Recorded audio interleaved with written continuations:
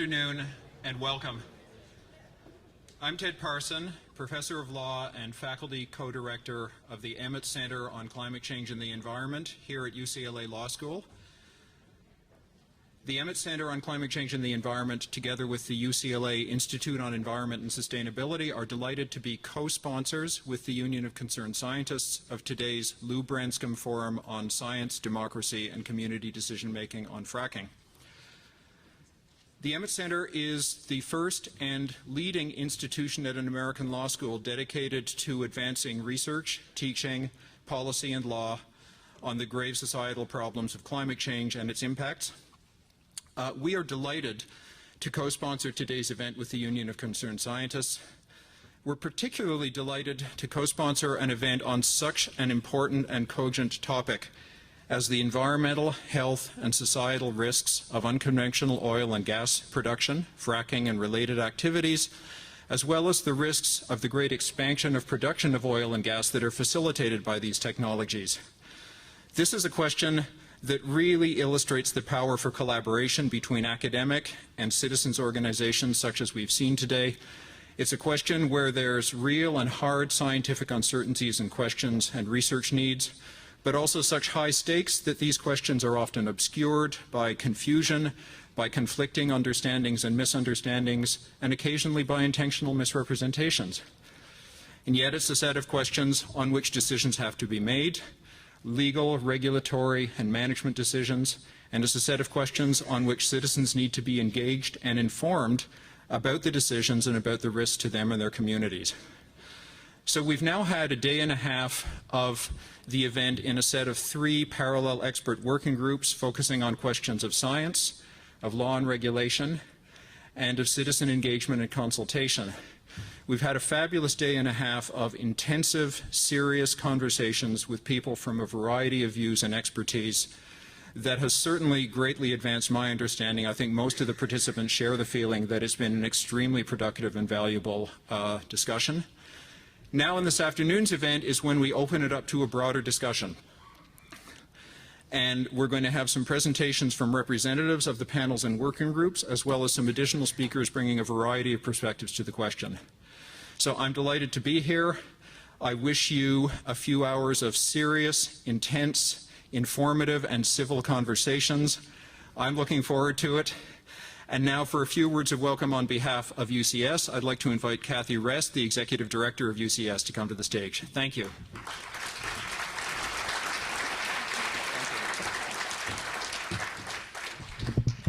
Good afternoon, everybody, and welcome on behalf of the Union of Concerned Scientists. I'd like to welcome everybody here in the room and even more of you that I understand are joining us online today for this important forum that we're hosting, a Louis M. Branscomb Forum on Science, Democracy, and Community Decision-Making on Fracking.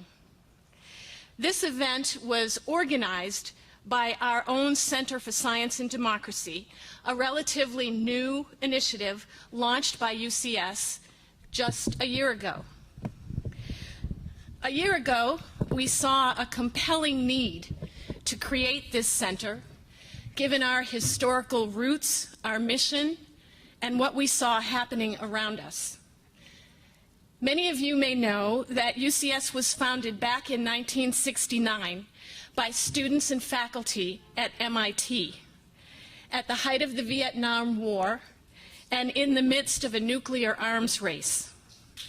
Our founders were greatly concerned that science was being used to develop destructive technologies instead of helping us solve our more pressing societal and environmental problems.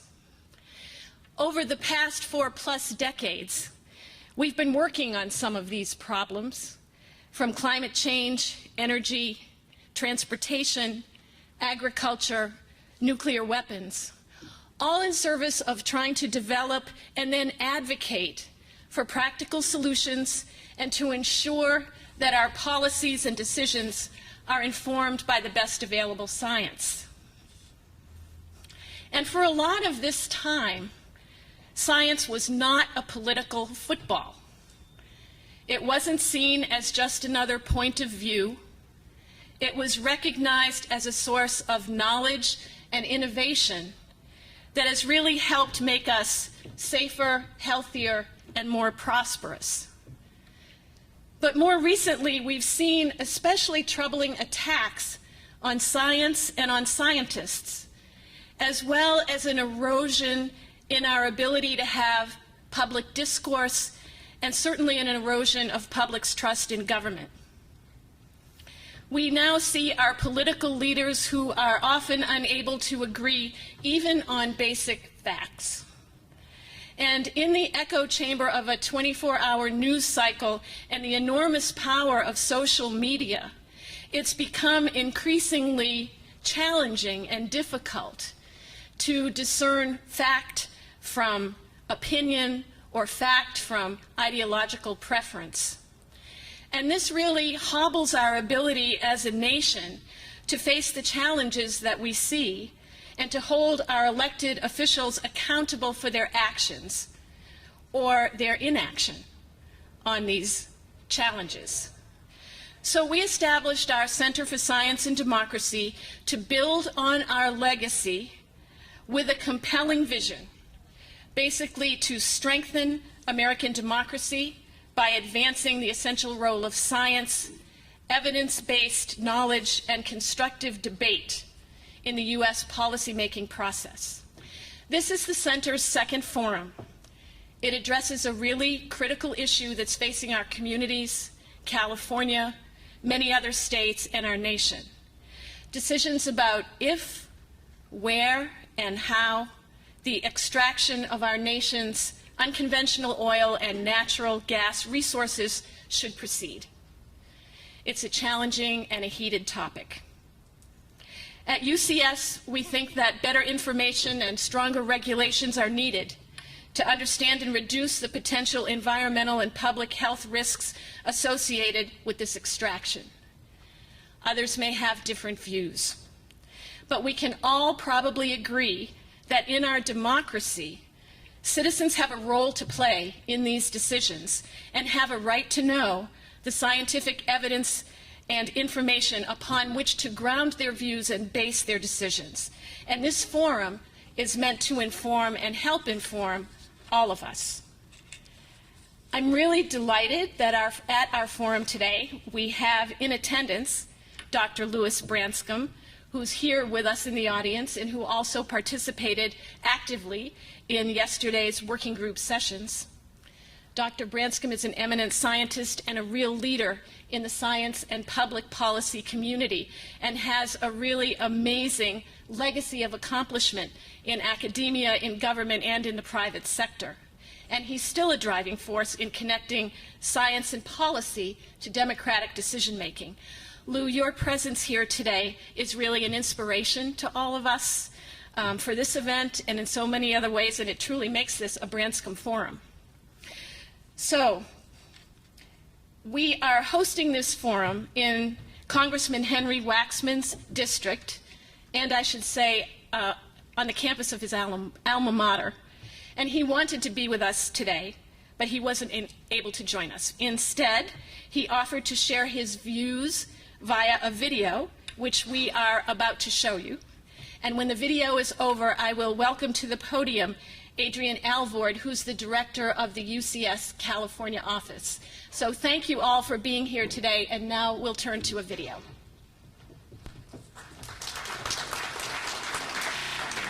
And are recklessly ignoring the risks of what human emissions are doing to our climate. Science denial has stalled legislative action on the most critical issue of our time. The House has become the last refuge of the Flat Earth Society. Congressional handling of hydraulic fracturing has been no less problematic. My first exposure to the issue of hydraulic fracturing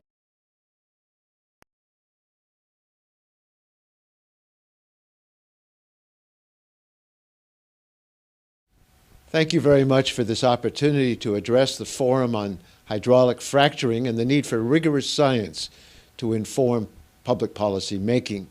I wish I could be with you in person, but Congress is in session in Washington. I want to begin by commending you for fostering this discussion about the role of science in crafting policy. It's a timely and critical, important topic. In Washington, D.C., the U.S. House of Representatives is waging a political battle on science. On the one side, you have scientists who warn that if we don't take urgent action to address climate change, we could face catastrophic impacts to human health and the environment. On the other side are Republicans in the House, many of whom deny the science on ideological grounds and are recklessly ignoring the risks of what human emissions are doing to our climate. Science denial has stalled legislative action on the most critical issue of our time. The House has become the last refuge of the Flat Earth Society. Congressional handling of hydraulic fracturing has been no less problematic. My first exposure to the issue of hydraulic fracturing occurred more than a decade ago, before fracking had in many ways become a household word. In 2001, the Los Angeles Times published a front-page story revealing that Vice President Cheney's Energy Task Force was manipulating information in order to downplay hydraulic fracturing's potential impact on water quality. I began an investigation into the matter because I was concerned that the administration would alter the facts to benefit certain companies like Halliburton. At the same time, EPA was studying the potential risks to groundwater posed by hydraulic fracturing. Early on, I discovered that the data didn't add up. Data showing the potential for diesel fuel to contaminate groundwater during fracking had been altered to show no such risk. The Bush administration was allowing politics to influence the agency's scientific assessment and was changing data to support the oil industry's position. In 2004, I asked the Inspector General to investigate. In order to make sound public policy, Congress needs to be able to rely on the accuracy of the technical and scientific information provided by federal agencies. But in early 2000s, we couldn't seem to get unbiased scientific information out of EPA. This skewed debate had a direct impact on the nation's energy policy. The Vice President was pushing to exempt hydraulic fracturing from regulation under the Safe Drinking Water Act.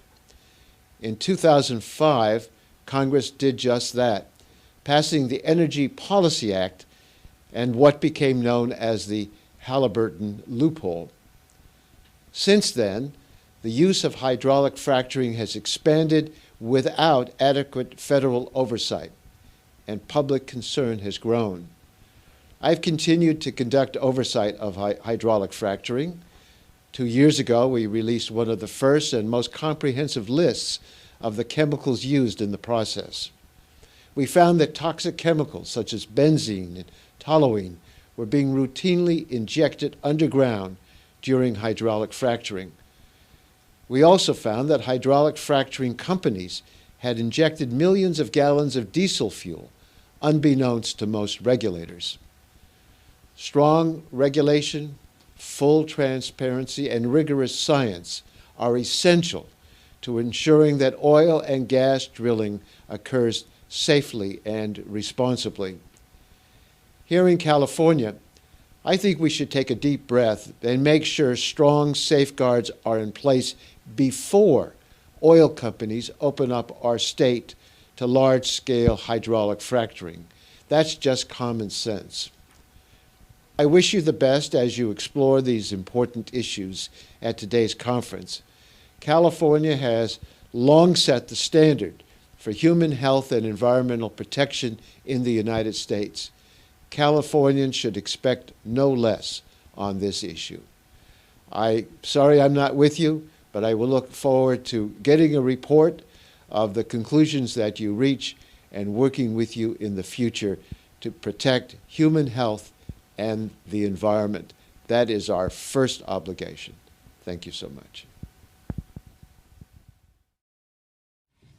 Good afternoon and welcome. As Congressman Waxman's remarks demonstrate, Our forum this afternoon concerns a topic that elicits strong views, and it highlights the need for better public information. It was the need for better information that first drew UCS's Center for Science and Democracy to want to explore questions around fracking.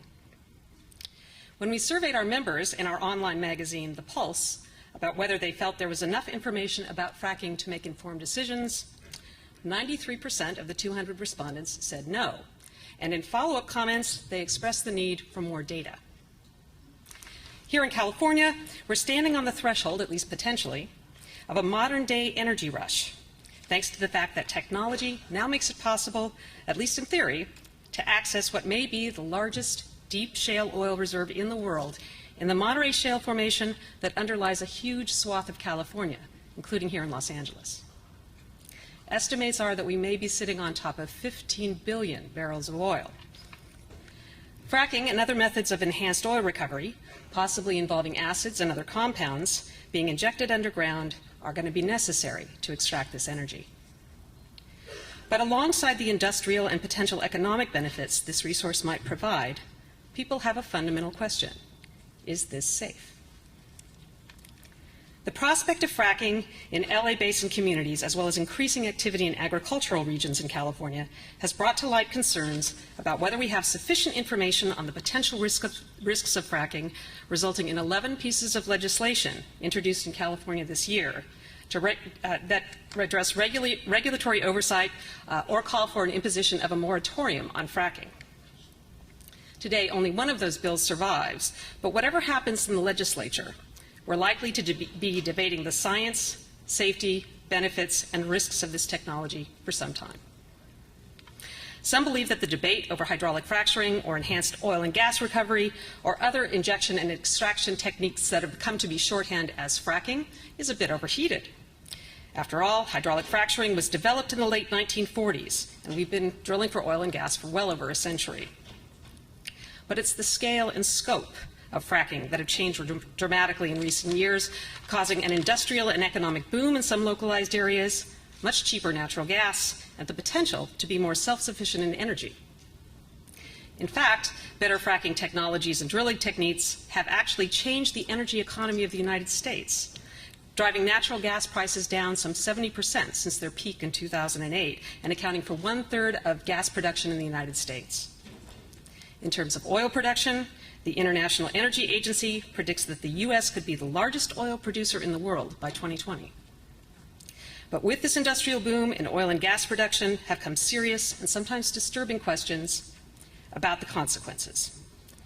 Media reports calling into question the safety of fracking, public health concerns about the content and migration of potential fracking fluids being injected underground at high pressure, water supply as well as quality issues, reports of contaminated land, questions about climate change and energy policy, explosions at gas facilities and oil transportation accidents, and movies like Gasland and Promised Land have excited uncertainty and fear about what fracking could mean for communities and the environment.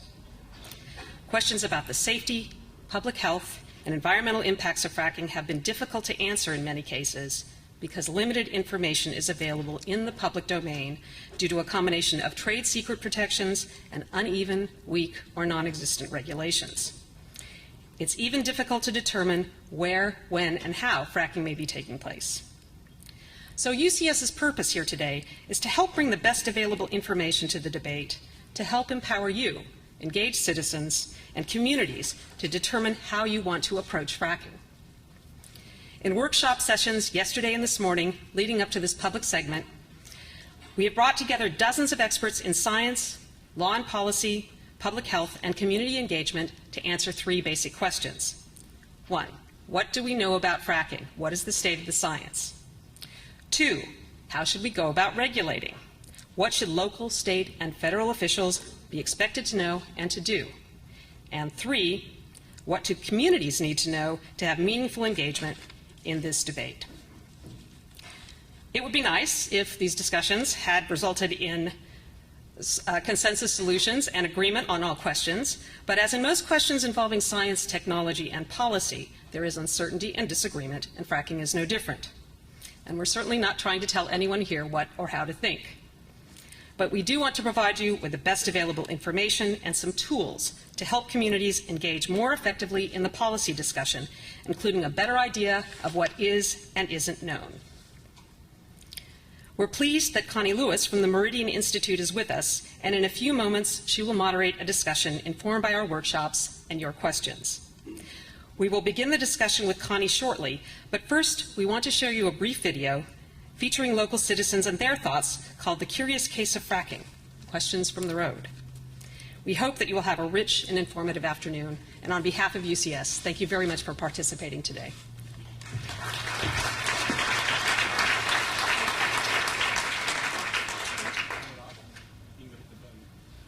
Water somewhere to get more energy from someplace.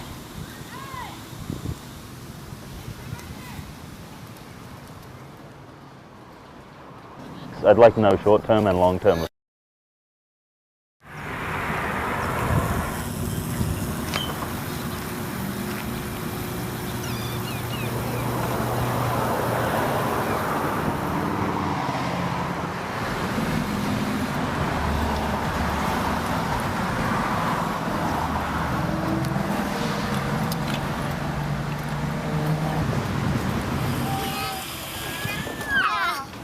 I have no idea what fracking is.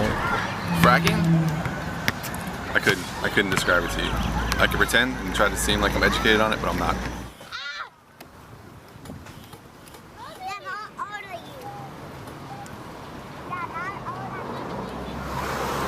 I don't know, but what little bit I do know, it has something to do with adding water somewhere to get more energy from someplace.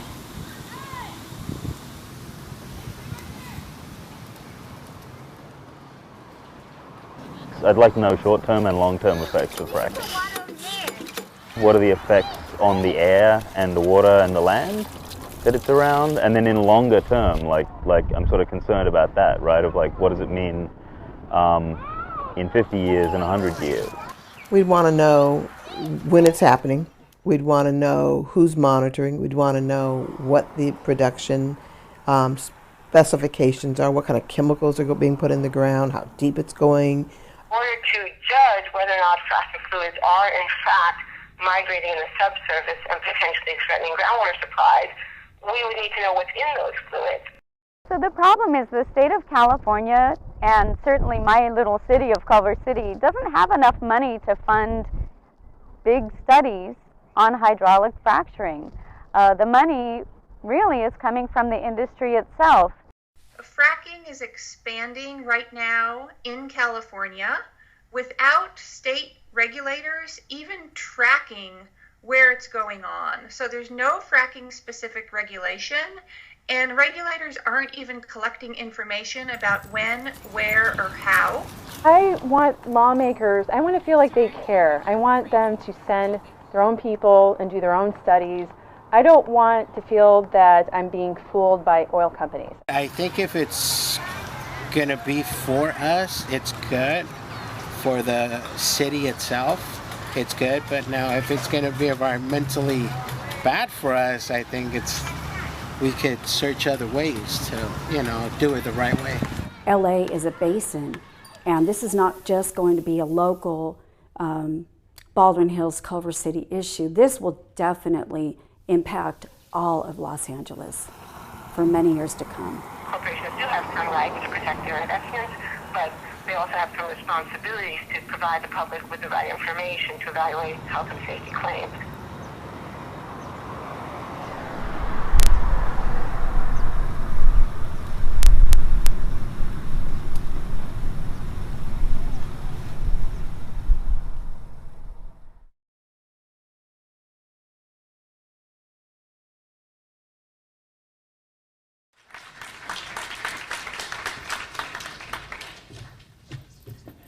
Thank you. I think I heard that our videographers are actually in the room, and they deserve a round of applause for a great job.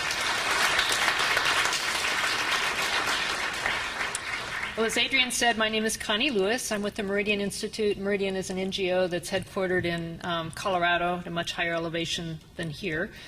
9,000 feet, and I'm going to be serving as the moderator for this afternoon's proceedings.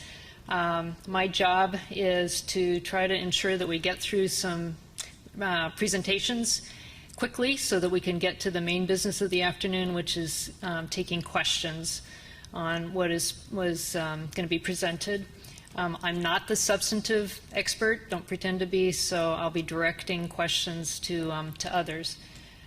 Quickly, the agenda for the afternoon is going to entail, first of all, an overview from each of the working groups that have been meeting for the last day and a half. A very quick summary, 15 minutes worth of trying to summarize very rich, informative discussions that took place over about a day and a half. And then for each of those working groups, there will also be a featured speaker who will broaden the perspective a little bit, bring some additional information to the floor. Once we hear from all three of the working groups, we'll take a very short break from about 3:35 to 3:45. We'll then assemble the chairs who are doing the summaries and the featured speakers who will serve on a panel up here to entertain questions from the audience. That will be followed by a short keynote and then some concluding remarks. Will be done by about 5 o'clock. And then there's going to be a reception, which will be a wonderful opportunity for people whose questions perhaps aren't addressed during the afternoon to be able to pigeonhole people and explore their questions in person. A little bit about the way we're going to be conducting the rest of the day. I want to remind everybody that the proceedings are being recorded. They're being broadcast via webinar and also simulcast to University of Colorado at Davis, California at Davis, and I'm from Colorado, and to Cornell University. So just be on notice and know that this is all being recorded. And I believe Andy will speak a little bit later about how the proceedings will be made available for later viewing. We're going to hold questions until after the panelists and the featured speakers present their remarks. And we're not going to be actually taking questions verbally from the floor in the interest of trying to being able to move through as many questions as possible and also accommodate people who are viewing via the webinar, an ability to get their questions in. We're asking people if they have questions, and start thinking as soon as you hear the presentations, what your questions might be, to note those on note cards, which I believe were available to be picked up. And there's also 3 people who are standing back there waving cards. If you don't have a card and you believe you're going to have questions, or you have questions, get your hand up and they'll make sure you get a card.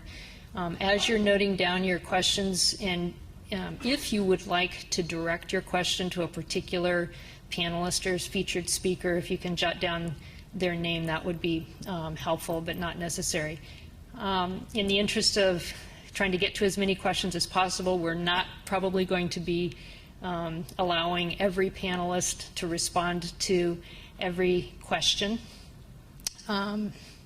And so look for me to be fairly assertive in trying to make sure that nobody goes on. And I have good credentials. The last panelist who went on and on and on, I just gave a good solid kick. So be forewarned if you see my broken foot waving around. And knowing how frustrating it can be to be sitting and to have an urgent burning question that you want answered right now, somebody's just spoken to, I'm just going to ask everybody to please be respectful of our time and the need to get through as much as we can, and remember the opportunity that you may have at the reception following to go and personally engage with the person you would like to ask the question of, and probably have even a better opportunity to get the question answered or your point made. Just quick reminder as you're listening to the panelists and to the responses to the questions, there are evaluation forms. The center is interested in learning as much from this forum about how to conduct even better forums in the future, so we'd appreciate it if you would take the time to fill out those forms, drop them at the registration desk as you're going out. I'm going to introduce the chairs of the working groups and the featured speakers. I'm going to keep my introductions very short. If you're interested in more information about who these people are, there are biographies in the program that are more extensive. So we're going to start with Kevin Hurst, who is the chair of the science group. And Kevin is the former assistant director for energy research and development with the Office of Science and Technology Policy from the White House. So Kevin, you want to talk about the science group, please?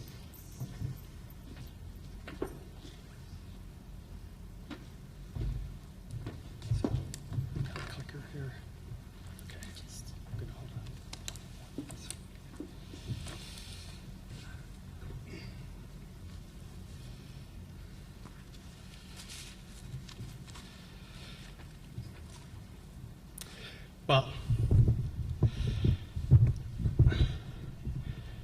thank you, Connie, and thank you to Dr. Branscomb and the UCS organizers for making this possible. It's great to see the interest in this important topic, and I look forward to the interaction that we're going to have a little later on. I'd like to start with some context. Over the past 7 years, shale gas has grown from 5% to 45% of U.S. natural gas production. Hydraulically fractured tight oil has gone from 5% to 35% of U.S. oil production.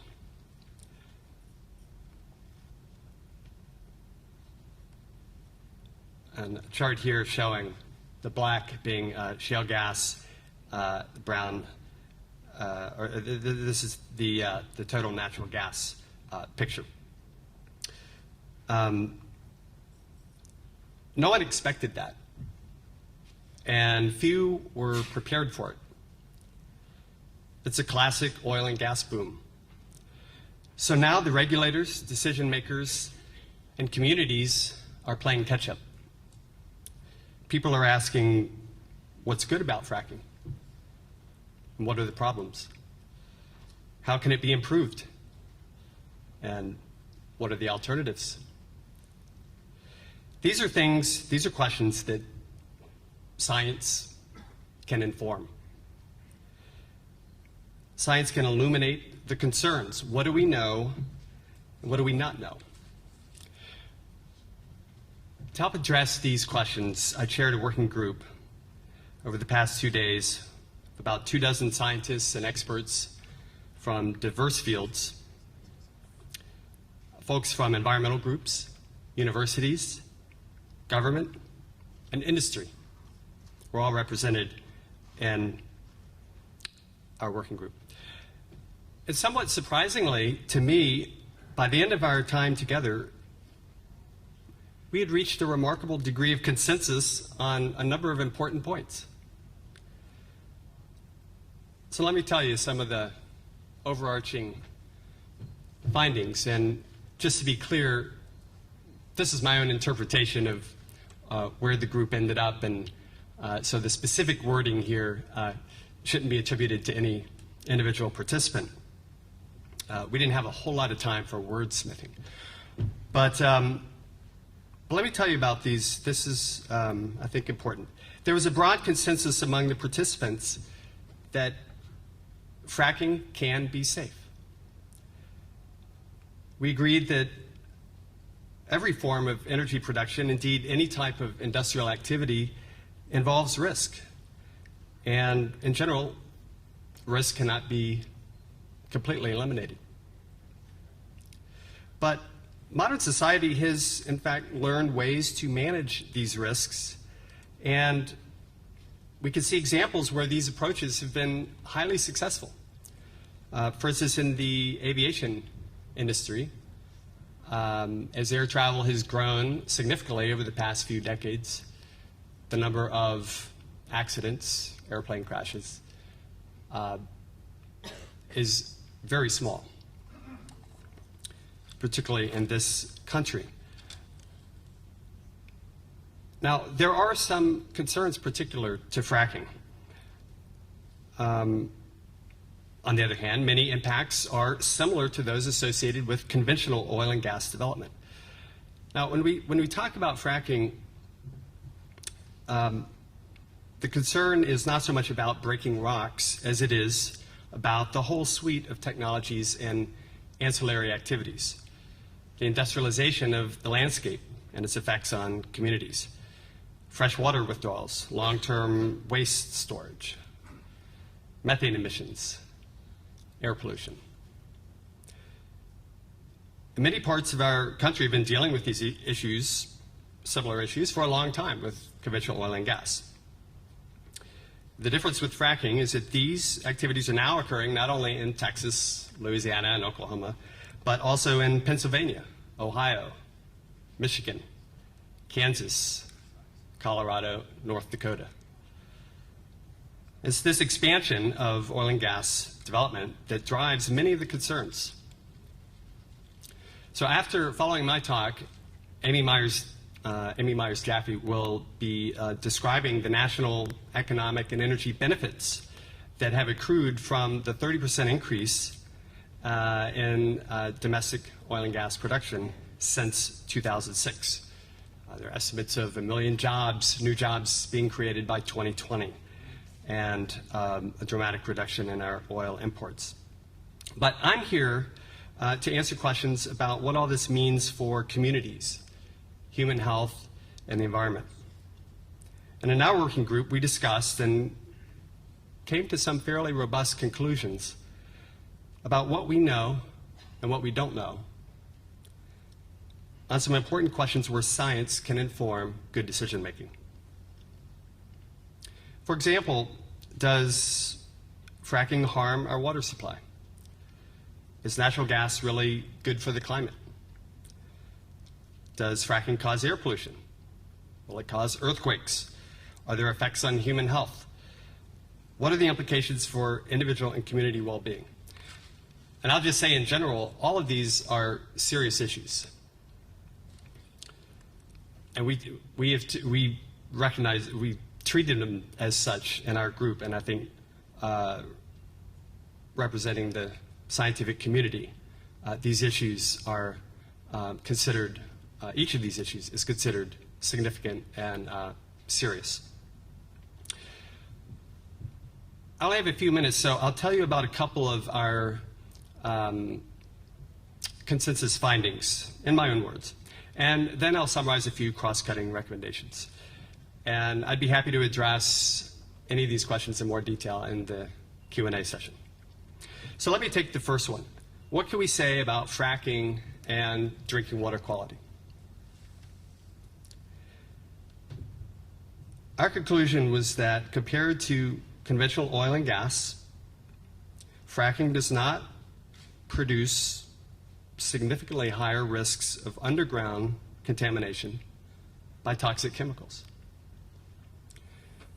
We do need better data and monitoring, however, to ensure that any failures that do occur are detected and remedied, and that the risk of future incidents is minimized.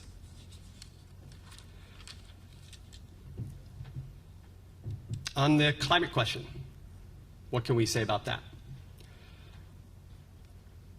Well, what we can say is that the greenhouse gas emissions on a life cycle basis from fracking-related oil and gas production are similar to those of conventional oil and gas, particularly after the new EPA regulations come into effect in 2015.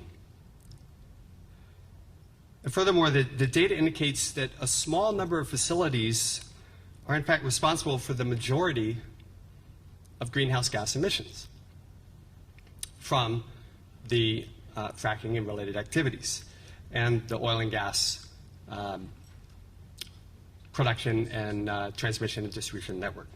This suggests that if we can identify and remedy this relatively small number of leaks, and we're talking about faulty equipment and maintenance issues, then we could significantly reduce the climate impact of these activities. So cross-cutting conclusions and recommendations. What can we do to reduce the impacts and to minimize the environmental and health risks? Well, first, we need monitoring. We need a clear picture of air quality, water quality, wildlife, and public health indicators before and after drilling, and then continuing over time,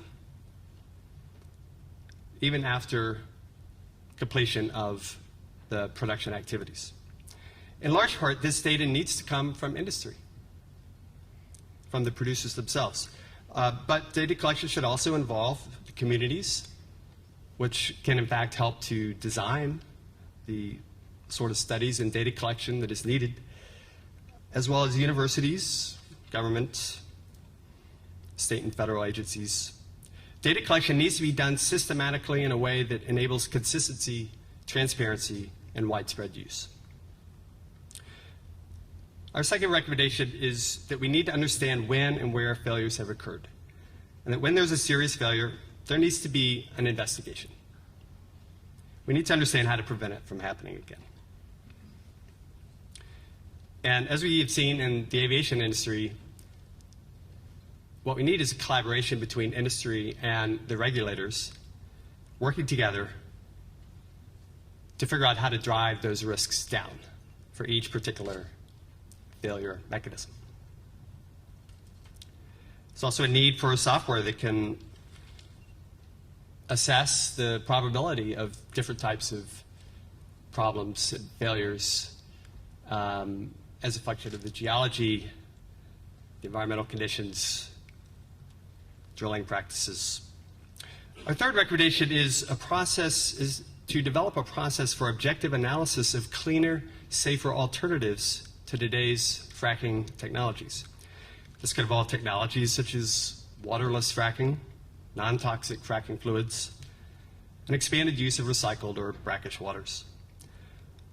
A public-private coalition could provide analysis of the business case and performance of these alternative technologies and processes, greasing the skids for widespread adoption of those that make sense for both the environment and from a cost perspective. And a group like this, a collaboration of this sort, could also be a way to bring in local communities and give them a say in what questions they want to see answered, and even helping with data collection. So I look forward to the interaction with this group in the Q&A session, and thank you all for your attendance here. I'll turn it over to Amy, to Connie and Amy. Thank you. Thanks, Kevin. Even sitting where I was, I could hear all the pencils scratching with all the great questions that people will have for Kevin and for this topic. I'd like to ask Amy Myers-Jaffe to come forward. Amy is the Executive Director for Energy and Sustainability at University of California, Davis. Well, I want to thank the UCS for taking on this very important issue. The importance of being evidence-based in pursuing the right policy, regulatory framework, and attitudes towards the potential of unconventional oil and gas is critical. And I praise everybody who's here. I praise the academics and specialists who are participating in these workshops. This is hard work. The science of it is hard work. It's not we can't stand up and tell you answer A, B, and C. And I don't want the public to get discouraged just because somebody doesn't have an exact answer. Today doesn't mean that 6 months from now or a year from now, there wouldn't be a lot of other things that are much more clear. And so it's a process of learning. And by that, I would also say that the oil industry is also in a process of learning. They have discovered these interesting combinations of technologies that they've used over the years, and they're using them together in experimental ways. And we, the public, need to demand that they inform us of how and why they're doing that, and we need to demand that the companies consider our needs and not just the corporate bottom lines. This is what a forum like this is important to do, and it's important not to have it be a witch hunt. The fact that there was or wasn't a company somewhere in the state of California or somewhere in the United States that lied to the public doesn't mean that we cannot get the correct information. We can get the correct information, but throwing scientists or specialists under the bus and relying on just the advocacy community is not the right approach. We need to really be evidence-based. We need to try to be evidence-based. And what's at stake is a lot, and that's what people have asked me to talk about. If you're here today, or you're among my students watching by video from UC Davis, and you care tremendously about air pollution or climate change and carbon balance, my advice to you is we need to organize our society so that we need less oil and gas, and therefore the negative consequences of that industrial production is lessened by the fact that we're using less. And those who might have relied on the fact that we would run out of this resource and thereby be forced by lack of available resource to switch to something cleaner, this is not going to happen, not in my lifetime, maybe not even in my children's lifetime, and that is because of the progression of science. Inside energy companies, you have some of the best and brightest engineers, geophysicists, and scientists, and when the market went to $100 a barrel, they came up with ways to produce oil and gas from what we call the source rock.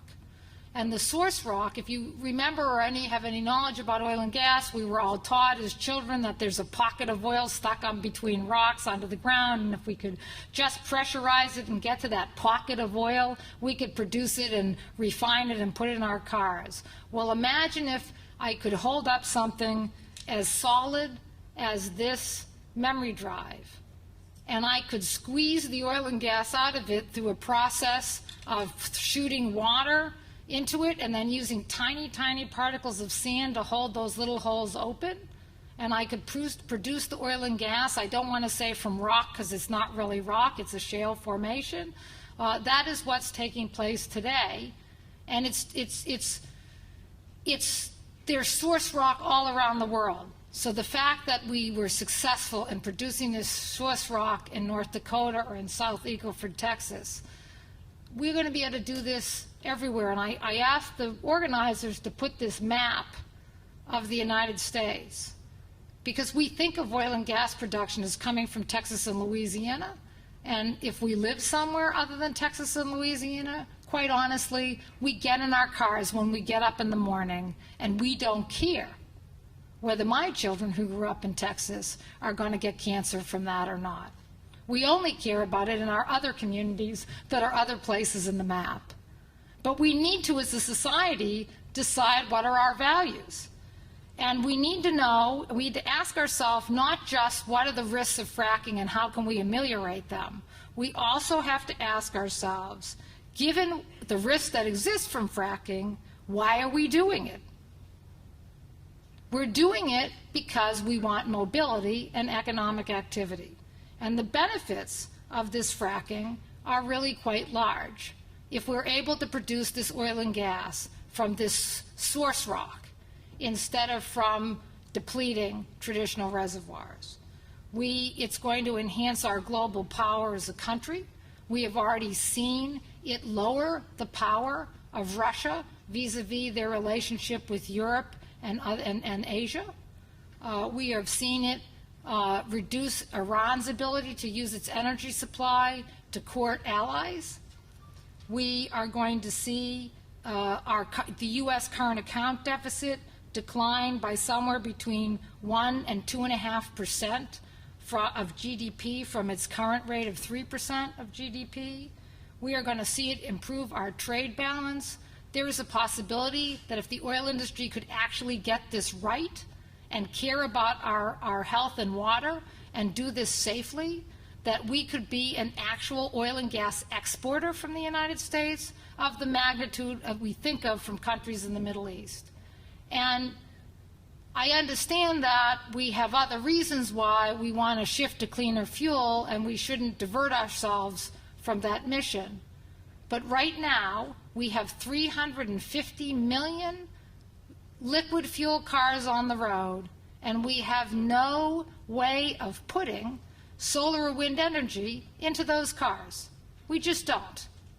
And the amount of time it will take us to turn over that car fleet to be 100% electric or 50% hydrogen or run on something else is going to take a really long time, because all of you can think about when is the next time you're going to personally buy a car, and then think about whether you're going to buy a car that is available with an alternative fuel, and then think about how many years it's going to take for all of us to do that.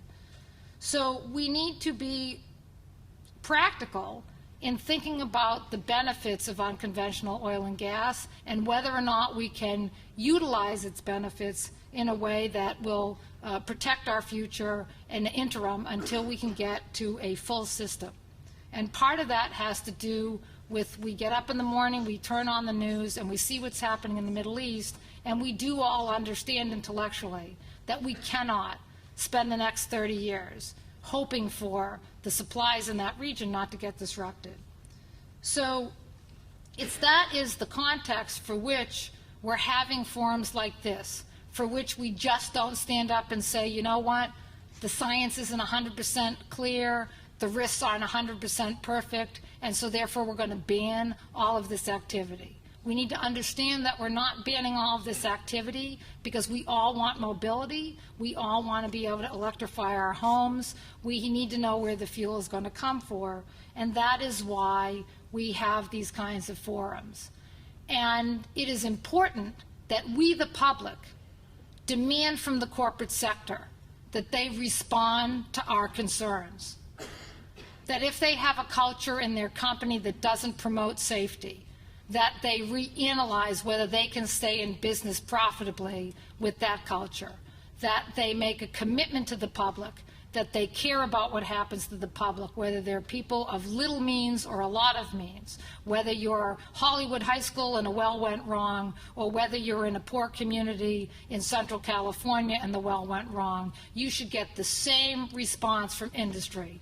We want to ameliorate this problem. We want to clean up any mess we made. We want to make sure it doesn't happen in the future. And that is what we need to demand from this resource that could have a huge potential for the United States. Thank you very much.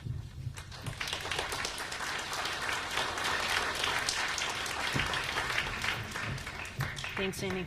We're going to ask Kate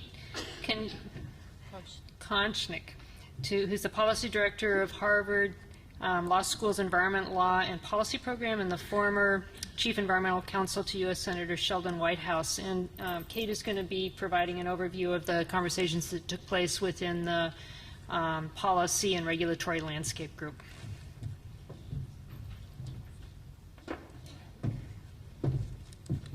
Thank you, Connie.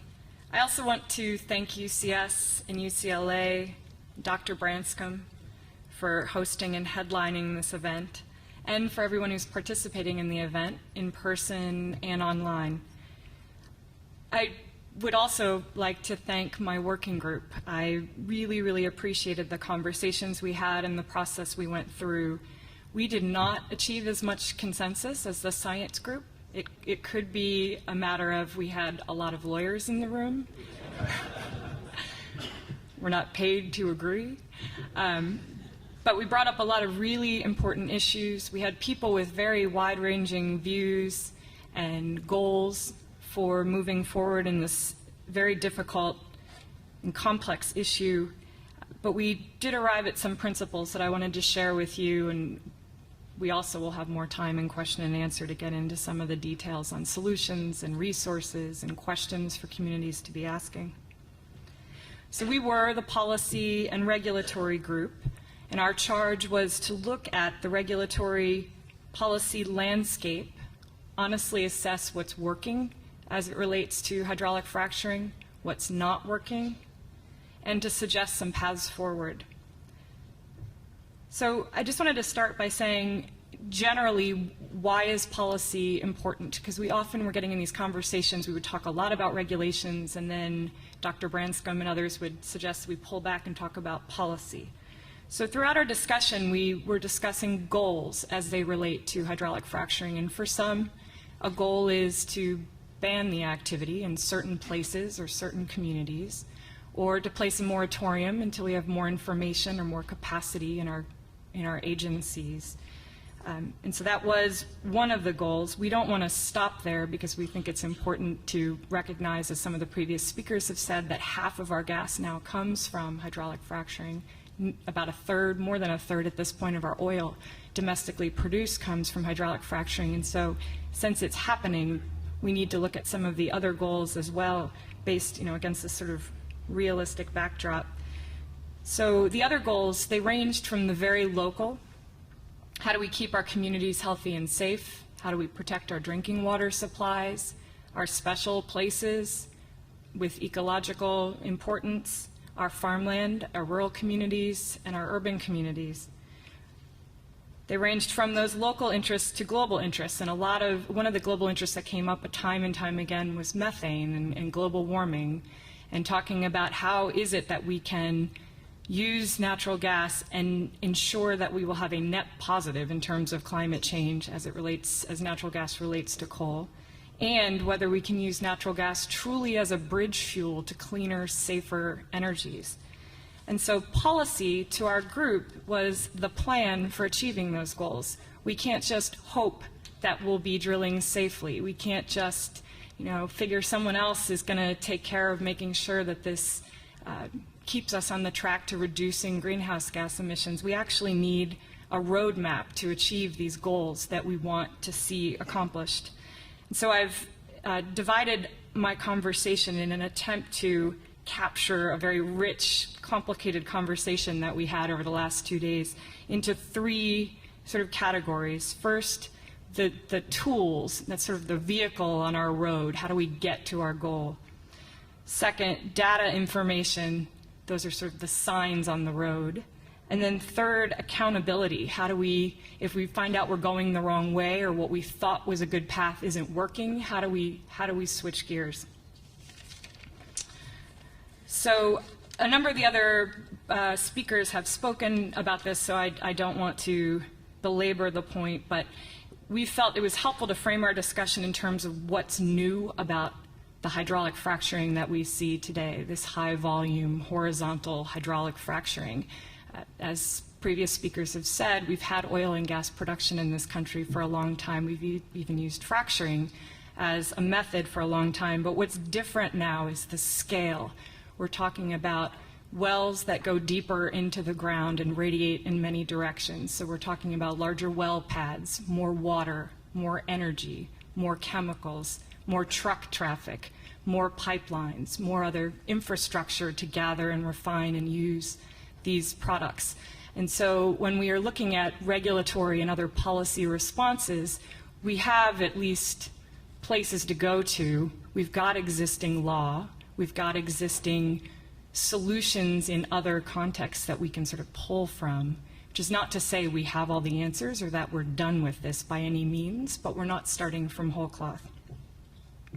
So on the first of our 3 buckets, in terms of tools, we spent most of our time talking about regulatory tools, and so most of my conversation will be about that, but we did also talk a bit about non-regulatory tools, and I hope we get more into that discussion in question and answers. But talking about, in terms of non-regulatory tools, how do we find other levers and other approaches for driving safer, more environmentally sustainable drilling, things like shareholder actions, things like working with industry to develop best management practices, third-party certifications, a lead standard of sorts where companies can voluntarily go through certification processes that say they go above and beyond any sort of regulatory scheme, and that may be something that drives institutional investors towards them and away from other oil and gas operators. I think that's a really important place I think it's really important to look at all the potential allies you have out there, and that this isn't just a matter of asking different levels of government to solve all of these problems. I don't want to ignore that. But on the regulatory tools, we talked a lot about the different roles for federal, state, tribal, and local governments.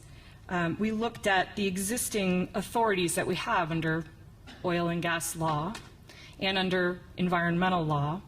And we talked about the fact that there are authorities already out there that aren't being exercised. So even before we get to what new rules do we need, we can see that Congress has already empowered EPA to use the Emergency Planning and Community Right to Know Act to get at chemical use in the oil and gas industry to get more disclosure.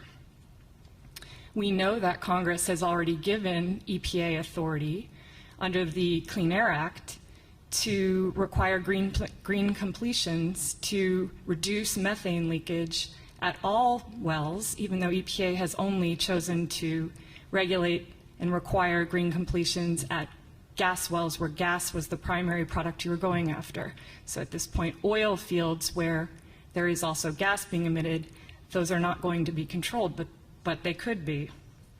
We talked about existing rules on the books at all levels of government and the fact that they're often not being enforced. And again, so before we even talk about what new rules we need to fill the gaps, there are existing rules on the books that, whether through capacity or lack of will, are not being enforced, and we need to figure out how to address those. So then on top of those existing authorities, those existing rules, we're now attempting to graft onto that body of law new rules that get at what's new and different about hydraulic fracturing. And that's where you get a lot of this debate about, is what's different just that stage where you're injecting chemicals and water underground, or does that stage now pose greater risks across the entire life cycle of a well because you have more water use, more chemicals being stored on site, blended on site, trucked to and from a site. We had discussion then about, as you're grafting these rules, you need to make sure that you are filling gaps, making sure that there are shared authorities across the different levels of government, but that at the same time you're not duplicating effort and having multiple requirements trying to achieve the same purpose.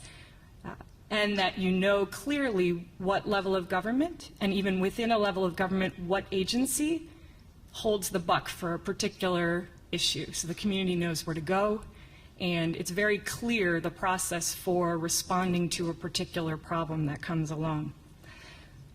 Generally, we talked about the federal government being very well suited to setting a floor or backstops in certain areas that states could then build on to reflect their different circumstances on the ground.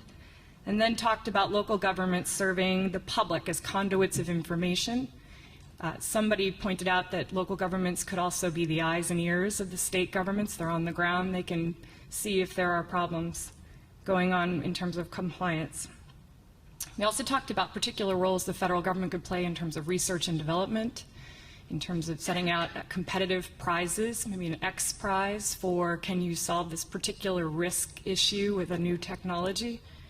We also thought the federal government has a very key role to play in terms of information gathering, standardizing what it is we should be testing for, how we should be measuring, so that data we're collecting from well to well, state to state, truly it's an apples to apples comparison, and we can start to see patterns.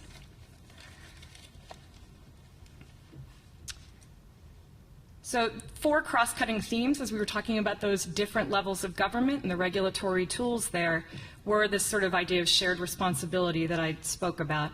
Capacity. So as community members, you may want to know, if you're trying to figure out where to place a new rule, one of the things to ask is, where is the expertise? Does this agency know about well construction or water quality, and so maybe are they the best suited for this particular piece of the puzzle? Innovation. We talked a lot about how do agencies keep up. I mean, there's such rapidly evolving technology here, and you want to make sure they've got the authorities not only to play catch up to new developments in industry, but actually to get in front of industry and drive innovation. So maybe instead of command and control, requirements should be these performance standards that require continued improvement in activities on the ground. And then finally, public trust. We talked a lot about these regulatory tools they don't have public trust right now. People are not confident that levels of government are enforcing the laws that are on the books or have the capacity to write the right rules moving forward. And how we solve all of these issues, the capacity issue, the innovation issue, the trust issue, really gets to our next two buckets, which I will just cover very briefly. One, the information and data that we need to drive our policy responses, and then accountability. What do we do if the policies, the regulations we've set in place just aren't working? So information, we were talking a lot about, this being a good way of assessing where we are. We talked about a need of baseline testing, whether it's water quality, air quality, baseline health studies in communities, and then we need to have ongoing monitoring to evaluate as this activity is underway and moves forward, are there changes that we are seeing? And hopefully we're seeing improvement as we go along, but if not, that jumps us over to that accountability bucket. What do we do about it? We need to have a rapid response and an ability to change path to make sure that this is continually improving as we go along. We also talked about the need to have flexible authorities for whatever level of government so that if there is something that goes wrong, they can change or adapt to new circumstances.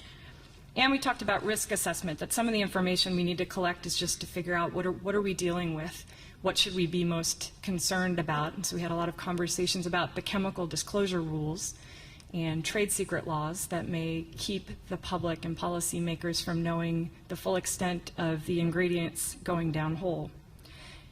Under accountability, we thought this particularly gets at that public confidence issue. Are violations being detected? If they're being detected, are they being addressed? And so having transparency so that the community knows if this goes wrong, this is the agency that responds within this amount of time, and this is what we can expect to see as a remedy. And that has been missing in a lot of this, and this is what's been adding to a lot of the concern and anxiety in communities about this issue. So in all of our discussion, we particularly though in the information needed to guide policy and the accountability discussions, we saw this great value in having people in the room from different states. Because as we said, there was no state that was a paragon of success, but from each state we could find interesting policy tools, regulatory tools, solutions, things that were working. And I just would say that I hope we continue the conversations that we started here and have those kinds of add value, cross-cutting, cross-state dialogues continue so that we can learn from each other and figure out how to craft a policy response that helps us achieve our goals for safer, cleaner energy. Thank you.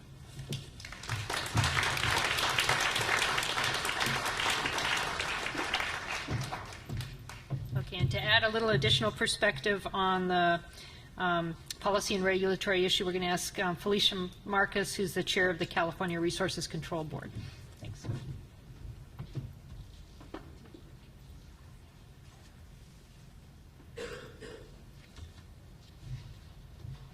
Good afternoon. I didn't realize she really did break her foot until I just got up here.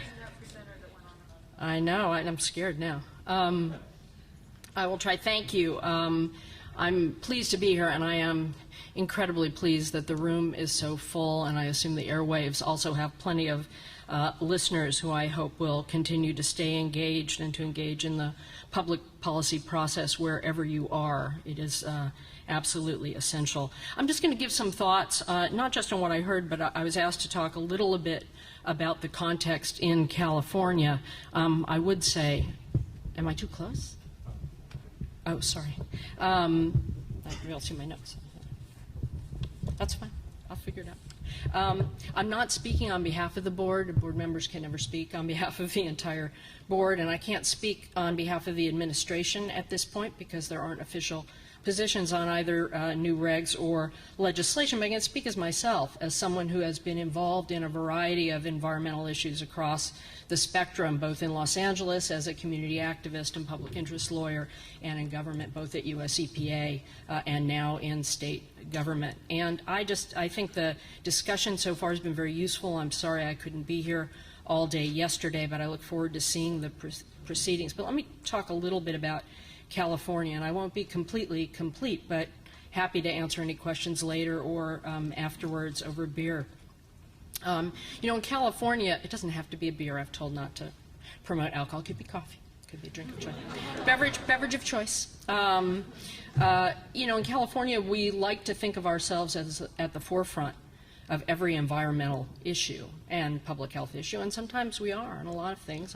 I'd say we win the pool across our 50 siblings, but not on every issue and not at every time. And in this particular issue, it's interesting because we're doing some catch-up, not just with the issue as it currently stands, but with, as other people have said, facing this enormous expansion potentially of an activity in our state. And we actually have a chance not to get ahead of the curve entirely, but get further ahead of the curve than we have across the country and even in California on a number of issues. And so it's an incredibly interesting time, and a time when there's an incredible amount of focus at the regulatory level, but particularly at the legislative level, which is a moment that doesn't come along all the time in any state or at the national level. And it's a moment I suggest that we all need to seize, because we can do some good, and we can do some good in terms of being more precautionary in how we do things, in learning from things that have happened elsewhere, in learning from things that have happened here,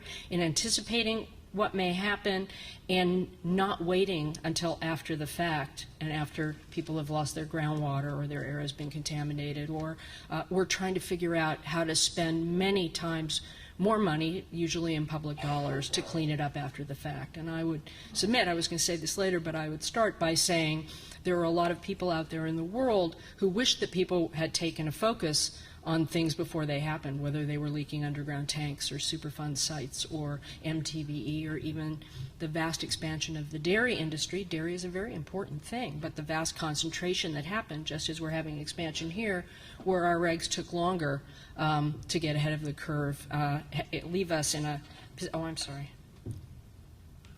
Who is Little Snitch? Never seen that before, sorry.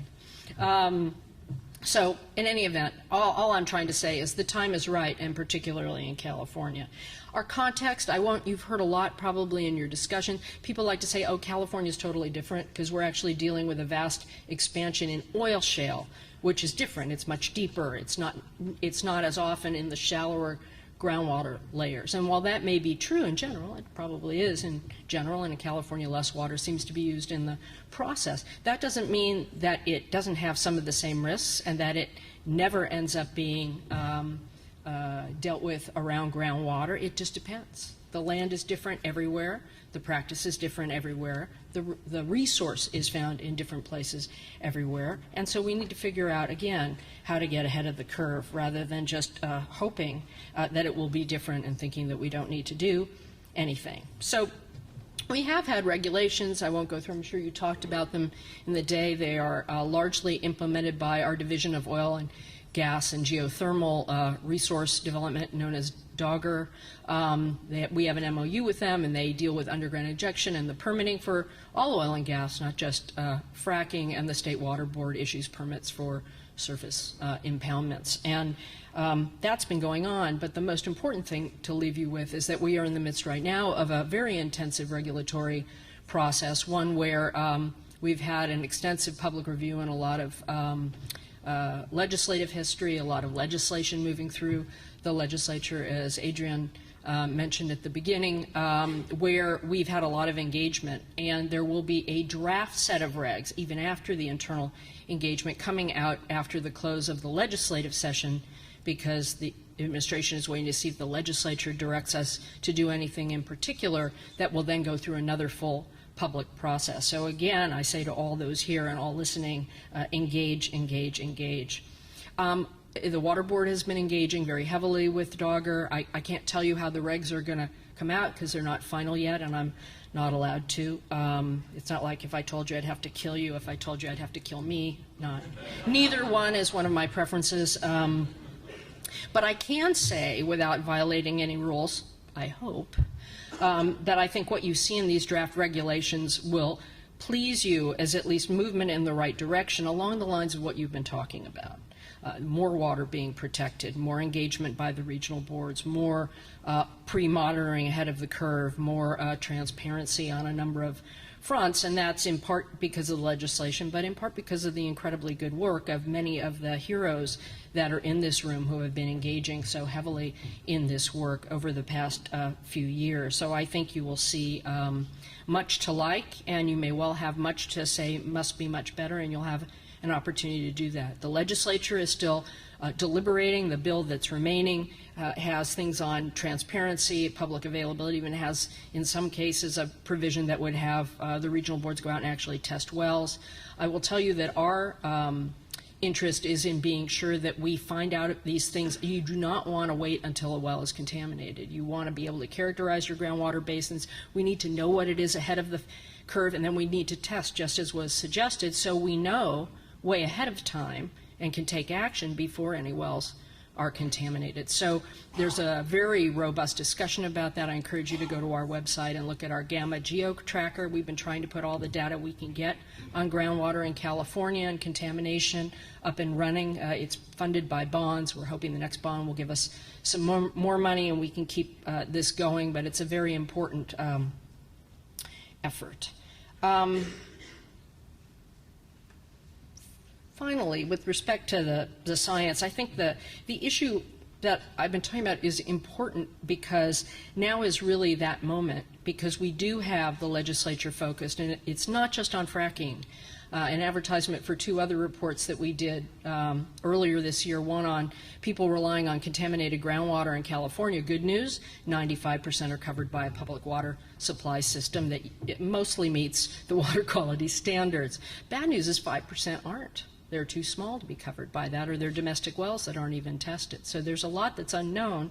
And as you look at even the gamma thing, you'll see there's a lot of people relying on contaminated groundwater, a massive problem, particularly in the Tulare and Salinas areas with nitrate, that we're also grappling with at the same time in the legislature and in our offices. And so the good thing about it is that the information is getting out. We're trying to help get that information out, and the eyes are on this issue. And it is a moment to be seized that does not come along all the time in the rush of issues that press a legislature. So I'm looking forward to good things, and I'm looking forward to seeing the rest of you in the months and years to come, in addition to in a few minutes up here. And, of course, afterwards. Thanks.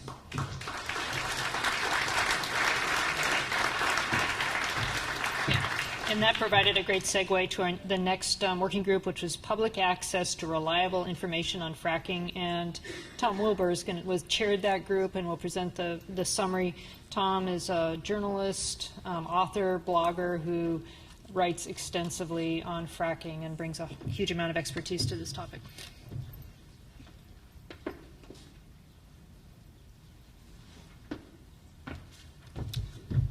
Thanks, Connie. Thanks to the organizers at UCS and UCLA for bringing together everybody in this very much needed event.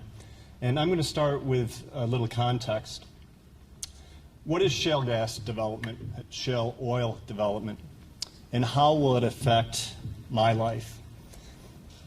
And there are a lot of different answers to that, depending on who you are. You might be a drilling operator, contractor, or investor making a livelihood from or seeking a job with the industry. Maybe you live over a lucrative oil and gas field that you don't know about, but a prospective leaseholder does. Maybe you will find yourself living next to a pipeline or compressor as the national shale gas boom moves forward. Perhaps you are an activist or advocate seeking information about environmental or public health impacts, or a state, local, or federal official answering to voters wondering about the community impacts of shale gas development for current and future generations. At the very least, you're likely a consumer of energy and affected by its sources and its cost. This was the context for Working Group 3. We spent a day and a half addressing some very big questions about shale gas development and shale oil development through high-volume hydraulic fracturing and the growing scope and scale in communities and regions nationwide. Drawing together a very diverse and informed group of stakeholders, we asked, what can we do to help citizens seek information, digest information, and differentiate legitimate science versus misinformation?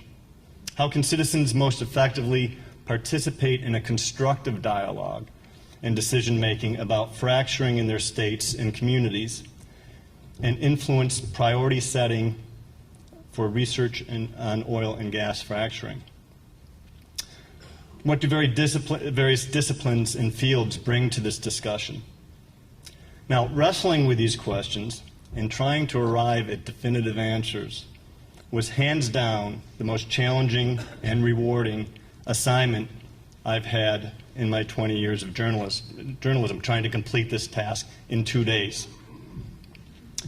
The take-home was this for me: there's no way to accomplish this task in 2 days. But we made an excellent start. We had 30 dedicated, highly credentialed, and concerned people in our group from various walks of life: media, local government, various fields of academia, economics, communications, sociology, urban planning, community organizers, business and industry, public health, and various other stakeholders. Several themes and many questions emerged. And I'll touch on them here, but due to time constraints, I won't be able to do justice to the depth and texture of the discussion we had. But one theme is more of this exchange is exactly what it will take to encourage the best outcome for the most number of people.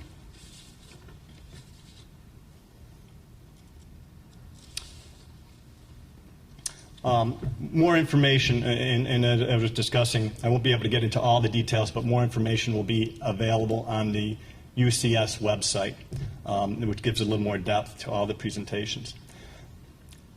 Theme 1, public health and environmental safety should trump trade secrets and non-disclosure. Now, there was prevailing concerns, of course, and they've been expressed already, about air and water emissions, occupational exposures, climate concerns, exposure pathways, and what to do about that, what the risks are, etc., misinformation versus real information. And this takes us to theme 2, which is the source of information is important, and community generated information is likely to be trusted. Many, but not all, participants thought federally generated data and the related regulation that would go along with that, for example, through the Safe Drinking Water Act, if the exemption were to be repealed, about the chemicals used for hydraulic fracturing and how they're disposed of. Many, but not all, felt that that would serve public interest if we had more federal involvement on that level. The public might be served by regulatory changes to return certain authorities to itemize these chemicals, the chemicals used, and where they end up, document where they end up in the process of shale gas development. Another theme is disclosure is necessary, but not in itself sufficient. Disclosure is the foundation of the discussion about the pros and cons and the if and how of the fracking debate. Beyond that, it's critical to engage and empower residents and communities and voters in the decision-making process. While the federal and state regulatory scenarios are dynamic and moving targets, community and grassroots organizations are proving to be influential in the outcome of shale gas development, and engaging early in the process is more desirable than later in the process. And this came up through the group, but I can attest to this, having reported on it for many years on the East Coast, is this grassroots movement in New York getting ahead of the policy curve was very critical. The discussion often returned to the concept of trust. Trust in the information goes to the deeper issue of trust, or lack thereof, of various institutions, sectors, and the overall system. Public trust is served by more disclosure of data from multiple actors and sources. Its funding and acknowledging its limitations is essential to increase trust. There's some agreement on this. The jointly generated information pertinent to the particular local needs and concerns is necessary for community-level trust. Increasing trust in information is as much about who provides it, how it is translated, synthesized, and explained, and the context in which it is developed as it is about what information is provided. We can all learn to talk more successfully about the issues with each other across sectors. There are a number of possible tools to increase trusted information. They include full disclosure of costs and the full disclosure of accounting of cost, including external costs, to investors, continuous participatory monitoring, standardized monitoring, and funding mechanisms to support local and community-based watchdog and monitoring efforts. Information is often equated with power, and information is more or less powerful if the public knows where it comes from, who pays for it, and what its limitations are. While our group came up with many more questions than answers, it also provided a frank discussion of the types of questions we need to be asking. And I'm going to just give you a few of these questions, and I think everybody in our group would like these to be in the form of answers, but it is a starting point. Who can produce trusted information? And some of the sources of information that a lot of people rely on, including journalists and therefore the community, are governments, academics, industry, NGOs. And there was some back and forth about what is trusted information and what isn't trusted information. And I think I'm safe in saying that there was a general level of confidence in information by governments and academia. Can we better empower, fund, and provide authority to government, be that more power to local or more to federal government, to both provide more detailed translated information and better regulation? So that was a big point of discussion. No consensus on that, other than empowering. Finding ways to do this was important, finding ways forward. Other questions. What ideas will help improve access to information to improve decision making? Regulatory changes to certain authorities to the federal government may be needed, but how do you do that? And it gets back to the question about the federal government and the federal government's role, and there are a lot of questions about that right now. There was several suggestions, and I'll just hit on one or two. Data provided to investors to rate and compare companies and their accountability and performance in terms of disclosure and environmental health issues could be a vehicle to help the public understand industry and impacts. Community-created information, crowdsourcing, real-time monitoring, and there are various examples in the media of a grassroots effort to monitor and disseminate information.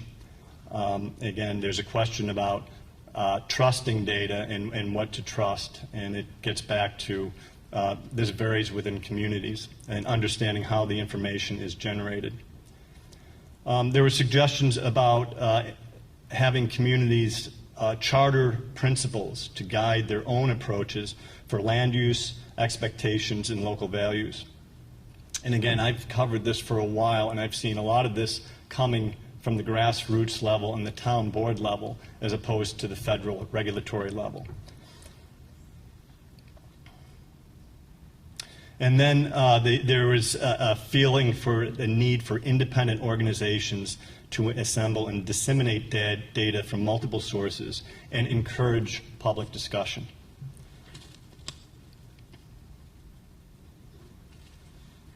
In short, information needs to be accessible to non-government organizations, citizens, policymakers, and journalists. And I'm going to just close with yet a few more questions. And again, there's many questions, but these seem to be a recurring theme. What can we do to help citizens seek information, digest information, and differentiate legitimate science versus misinformation? And how can citizens most effectively participate in a constructive dialogue and decision-making about fracturing in their states and communities, including priority setting for research on oil and gas fracturing? And again, this came to the discussion of these questions and how we can foster discussion. These are questions that will have different answers from different stakeholders. And there are questions that must be considered not just by a team of experts, but every member of the community. The very fact that so many stakeholders are involved speaks to the breadth and scope of the situation we are facing with decisions about our energy future. Many in our group agree that the answers rest with the open and frank discussion on the community level as well as more reaching policy levels. And to that end, the gathering proved to be a great start. Thank you.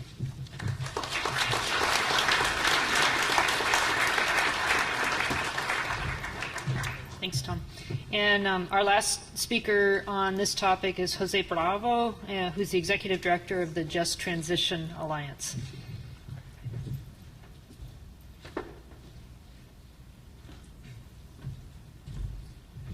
I want to memorialize about 22 years ago on the Mexico-U.S. border on a river. I worked with a scientist from UCS. His name was Charles Puccia. I don't know if some of you might remember him. And I stopped my car in the middle of a river and I said, get out. Get out. We were looking at contamination from approximately 400 maquiladoras that were contributing to the water, chemicals into that water.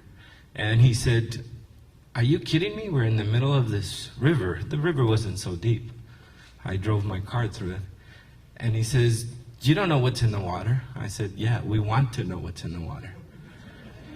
And then he said to me, well, what if something happens to me? I said, look in front of us. You see children playing in the water? What makes you so special? Now get out. Get your test tubes out and start taking samples. That was the start of a wonderful relationship between the UCS and us doing research together in a community that was devastated. That 128 wells, the community had 128 wells, all 128 of those wells were contaminated. We found out by Charles' work. So good afternoon. I'm here to talk about the perspective of the environmental justice movement. And some of us have, in the past and the present and maybe in the future, will often accuse us of being the irrational and emotional people in the room. But I want you to understand that when you're in a room with 27 cancer victims and the head of the US EPA and these cancer victims asking, why did you let this happen to us and our children? That gives me the room to be emotional and hopefully not irrational. So I'm here to talk about the axis between energy and chemicals. And in specific, fracking, what is called the fracking boom. Or in our communities, it might be a kaboom. Depending on the place where you're at in that energy life cycle. Because if you're at the point of extraction, or you're at the point of production, or you're at the point of transportation, it's still affecting these communities. It doesn't just happen with water. It doesn't just happen with air. It happens by being run over by trucks, by having trucks idle in communities. So there's a lot more impact than we've talked about in this debate.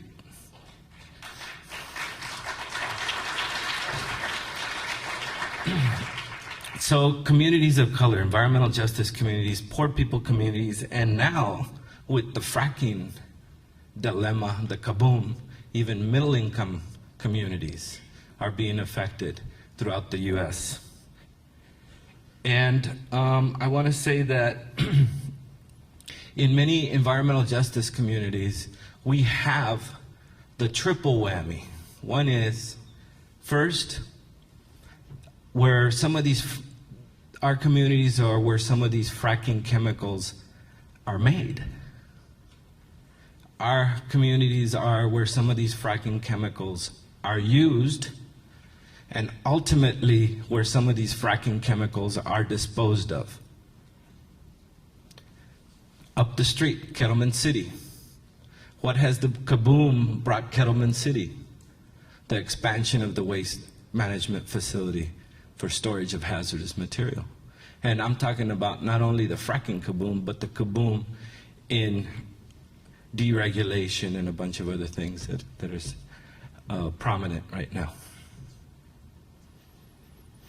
So I've also gone to Appalachia and seen what another kaboom left behind and the legacy of mountaintop removal.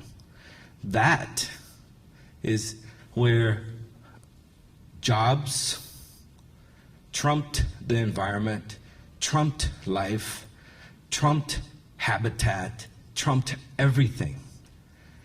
And where beautiful mountains used to be, and where beautiful rivers were once, now we see coal extraction chemicals running right through those communities. Poor white communities. So I humbly ask the scientists not to be complicit in the greenwashing, because if it harms our health or it harms our environment, it is not sustainable. And if it happens, I ask and we ask that you question your own colleagues that are letting this happen.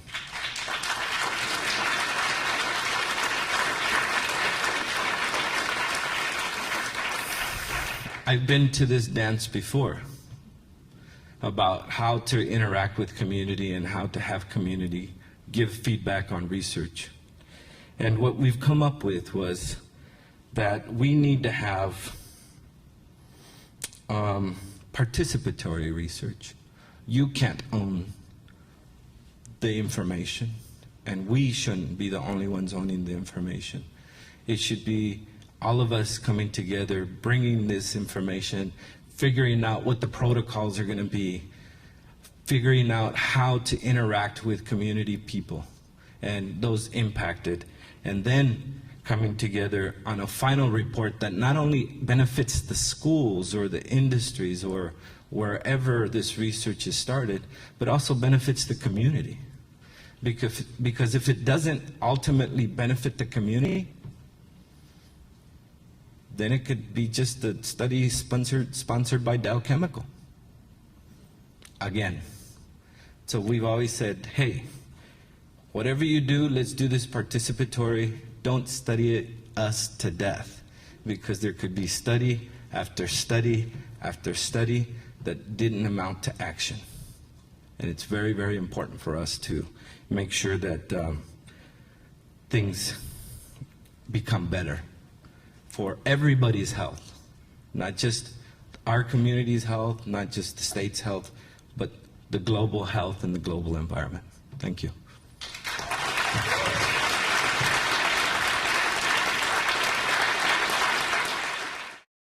First of all, I'd like to just acknowledge the really, really difficult job that the chairs in particular had trying to summarize a day and a half worth of conversations. And I can say that because I was in the fortunate position of being able to float from group to group, and I heard how deep and rich and varied those conversations were.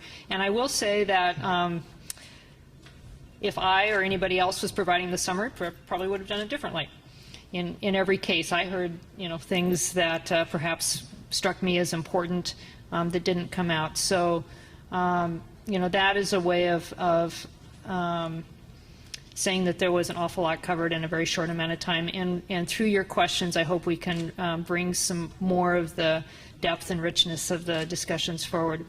I also want to say that I heard the C word right at the beginning, the consensus word, and what any one of us might have heard as, seems like a lot of people in the room are resonating with something, may not have actually represented a consensus. There certainly was a consensus on some big picture things like, this is a terribly important issue. Science is incredibly important. We deeply, deeply need to think about protecting the health and well-being of communities and the people who are impacted by this. So I don't want to diminish the fact that there's consensus around those sorts of things, but this was not a consensus exercise in a day and a half. You don't get consensus on the details of what to do about such a complex issue. So just want to make that clarification. I also want to acknowledge all the people who have written some very detailed, thoughtful questions. I've had a chance to look through a lot of them. We have a team of people who are sorting the questions and trying to group them into some categories. Obviously, we can't get to every single question, but we're going to try to look at sets of questions, and where there's similar sorts of ones, put them into a single question that we would pose to the panelists. And I can safely say that a very large percentage of the questions that have come in are relative to the first presentation we heard on the science piece. And we have a framing of what that, a summary of all of those questions, which may not capture, certainly isn't going to capture all of the nuance, but it's the question trying to capture that, the large number of people who were curious and concerned about how that summary came off said, in essence, please be clear about the science and data related to water, air pollution, and climate, and public health risks of fracking and oil and gas development. So I'm going to start with Kevin, who was the presenter of the question, and then also we're going to draw in some of the other working group members who were in that group, who are going to add some additional perspective on what was discussed in that group. So we have somebody teed up to talk about water, somebody talking about more of the climate risks, and somebody talking more about the public health risks. So Kevin, and I'm going to keep pushing people along to be as succinct as possible, because I do want to try to get to lots and lots of questions if possible. So. Okay. Thanks, Connie. It's come to my attention that some of my statements perhaps could use some clarification, including comments from my own team members that is not properly representing their views. So I take full responsibility for that. We're under a pretty compressed schedule, and this is such a complex topic that it really merits a more in-depth discussion. And I think UCS is teeing up some follow-on activities so that we can really have the kind of in-depth engagement on the science that is needed and really is frankly lacking. And I appreciate the feedback from all of you that you care enough to question, hey, this doesn't sound right. So thanks for that. Let me try to add a little bit of context to whatever it was I said, because frankly I don't remember exactly what it So let me talk about the water first, and then I'm going to call on one of my team members to talk more about the water. There are significant concerns about the toxicity of hydrofracking fluid, about the possibility of groundwater contamination. If those fluids and flowback waters get into an aquifer, there could be serious contamination and health risks as a result of that. I mean, that absolutely needs to be understood. I mean, there are organic compounds in the hydraulic fluid, a long list that could be toxic, many of them, and some of them we don't know what they are. There are the possibility of heavy metals, radioactive materials that are in the formation that could come up. They're naturally occurring. They could come up with the flowback water. And there is a lot of brine that comes up as well, and which is actually pretty common in Pennsylvania, some of the other formations. You don't want that in the aquifer. And there are cases where Pavilion, Wyoming, there are indications that that's what happened. So, you know, if I appeared to downplay that risk, I'm sorry, because it's not a risk to be downplayed. The point is, we need to understand this better. The point is, one point I was trying to make, and this needed to be stated more explicitly. We know a lot about surface contamination. And we know that surface contamination happens. I mean, it happens. There are surface long-term storage pits, waste storage pits, containment ponds. And if those things fail, then that, and sometimes they do, that gets into the environment. So that is a more known risk. The subsurface is much less known. It's a much more serious risk, but it's much less known. And so that's where we've got to get the data. And it's got to be systematic and comprehensive and transparent and communicated in a way that can be useful to decision makers and to communities that are potentially affected by this. So with that, let me turn it over to Monica, I believe, is... Hi. Can everybody hear me okay? Hello? And Monica, why don't you introduce yourself for everybody's benefit, please? Sure. My name is Monica Freeman. I work for a nonprofit called Ceres out of Boston. I'm their water specialist working in oil and gas and shale energy development. So I just wanted to go into a bit more detail from what Kevin was saying. And there definitely are water quantity and water quality issues around both oil and gas and unconventional oil and gas exploration. And from a quantity perspective, as many of you know, sometimes hydraulic fracturing can take vast quantities of water. And the amount of water it takes varies by geological formation, the particular operator or service provider, if they're fracking for oil or gas. It depends also on the play or the basin. So there's a lot of different variability in terms of the water that is required.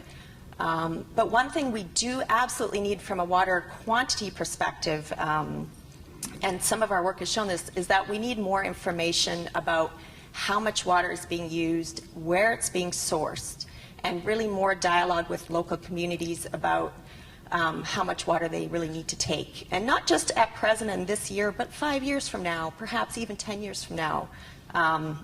So that's something we're really looking for as well, because in a lot of these regions, water will be available, but there may be some competition for water from other users. And we want to minimize those conflicts, and we really want to help water managers plan ahead. A second key point is that water quality, as Kevin mentioned, there definitely are issues and risk pathways. There's still a lot of unknowns, unfortunately, but from a water quality perspective around oil and gas in general, there are known contaminations that have happened. Just in oil and gas in general, there's a lot of studies that go back decades and decades about surface spills and other well casing failures, and there have been surface water contamination, for example, or groundwater.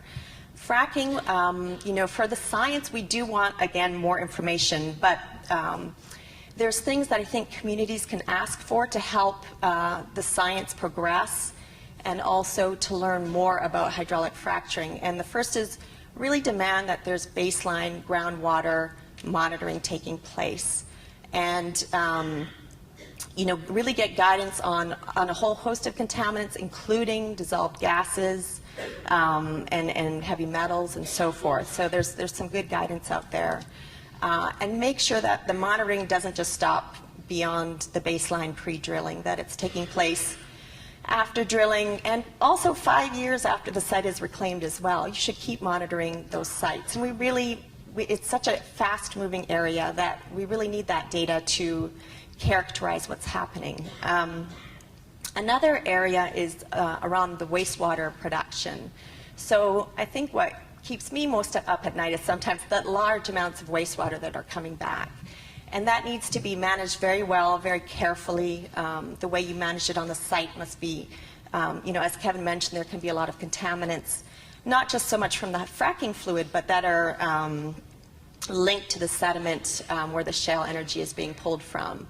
So those contaminants need to be treated with care. In a lot of cases, that water is trucked to a disposal well, which is regulated by the EPA, these wells. But I know there's a lot of community concerns around the disposal wells also. So I know there's been some seismicity linkages with the disposal wells, for example. And it must be noted, too, that as a society, we use these deep disposal wells not just for fracking fluids and oil and gas, but for a whole host of other contaminants. So, it's certainly an area that I think is monitored, but there are definitely concerns, and we need to learn more. So I will leave it at that. I know there's other colleagues from the science side that want to contribute. So. Thanks, Aubrey. Or Monica, can we get Aubrey to talk a little bit about just the public health risks? And again, introduce yourself, please. Yes, I will. Is this in? Okay. I'm Aubrey Miller. I'm with the National Institutes of Health, the National Institute of Environmental Health Sciences. And so we also had a fairly robust discussion concerning a lot of the public health elements of air, water, et cetera, some of the things that Monica just discussed. And the federal health agencies have really been interested and concerned about trying to understand the health implications. Further understanding the exposures. What do we really know about these exposures? We know that, as Monica mentioned, some in the water and air, there's releases of ozone, there's benzene, there's silica, there's diesel fumes also continue to be released. We have issues that are not well understood and described. So if you start at the pad or at a fracking site, we're concerned about the worker exposures, and particularly the silica exposures are known to be a problem for workers, and diesel exposures there, but not well studied. Similarly, next to the pad and moving further out, the community disruption. What about the trucks coming in and out, the water that's going in and out, light, noise, social disruption, boom and bust of these communities? What do we really understand? It's clear that research, both in terms of federal research, academic research, and community participatory research is lacking in these areas, both in terms of understanding these exposures well, what the metric is to the different receptors, people that are close by or further away, and what are the longitudinal health implications. So we strive to try to come together with these groups and with everybody here to try to work together and perform and do research that will be meaningful and useful, representative across the country, so we understand the processes and the health outcomes that we're worried about. Thanks. We're going to keep moving here, and I'm going to turn to Adam to talk a little bit about climate risks, please. And this is another participant in the working group. Hi, everyone. My name is Adam Brandt. I'm a professor at Stanford University, and I can talk a little bit about air impacts, specifically greenhouse gas emissions. Just a little bit of context, I'm finishing up a one-year effort to study the state of the science about what we know about leakage from natural gas systems. We've reviewed about 20 years of literature to try and get a sense of exactly what we know and don't know. So I can talk a little bit about what we actually know and a little bit about the remaining uncertainties. We do know that the EPA estimates the leakage rates from natural gas systems are something like 1.5% to 2.5% of the gas produced. There's always going to be some leakage from natural gas systems, just like nothing we build is really perfect. In a gas system that's transporting and processing high-pressure gas, there's always going to be some leakage. And EPA estimates this, a rough estimate is a couple % of the gas is going to leak out. There's always going to be, like I said, some leakage from the gas system, and this leakage ends up being highly variable. We've looked at a number of studies over the years, and it appears every time people sample that a relatively small number of sources, that is a relatively small number of wells or compressors, end up contributing quite a large fraction of the emissions. That is, most sources will have small emissions, and a small number of sources, something will be broken, a seal will be broken, something's gone wrong, something was unscrewed and not tightened back up, these sorts of things, right? That can cause relatively high emissions from a small number of sources.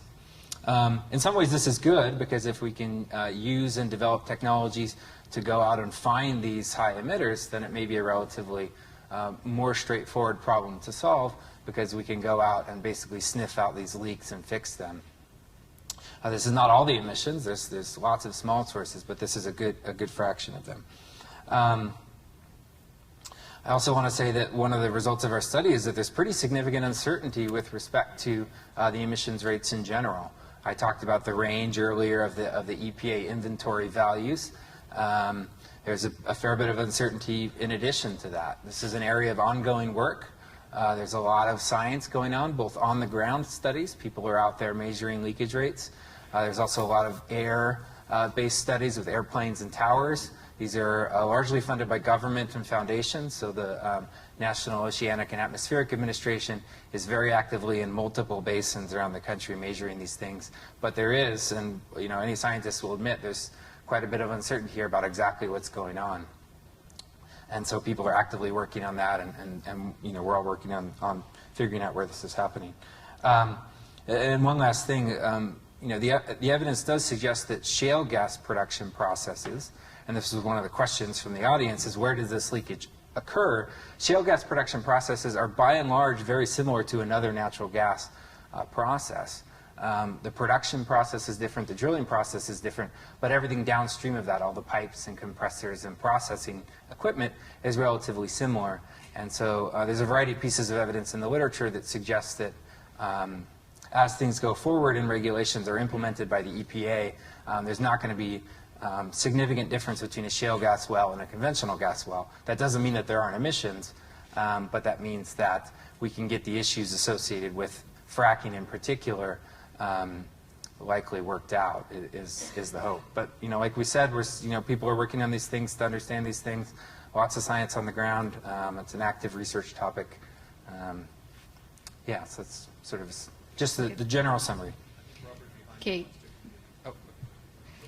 I just got a note that we're unfortunately going to lose Amy here fairly shortly because of a flight. So Amy, I'm going to put you on the spot, and one of the questions that's come in relative to the science topic, and it comes from our UC Davis simulcast participant, is do you have recommendations or tools for differentiating legitimate science from misinformation? And I know you may not be the only one or the best one to respond to that, but I want to give you the first chance at that one. So that is a really excellent question, so I'm glad it came from my alma mater. Right. It's an excellent question. And I guess my best way to answer that is to tell the audience that before I was an academic, I was actually a journalist.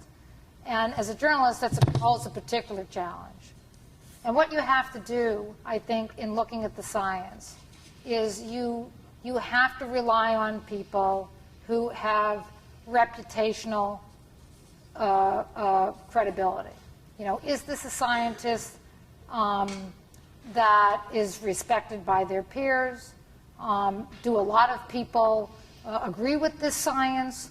What does the peer review community, so in science, you know, somebody puts out an article and then other scientists respond to that article.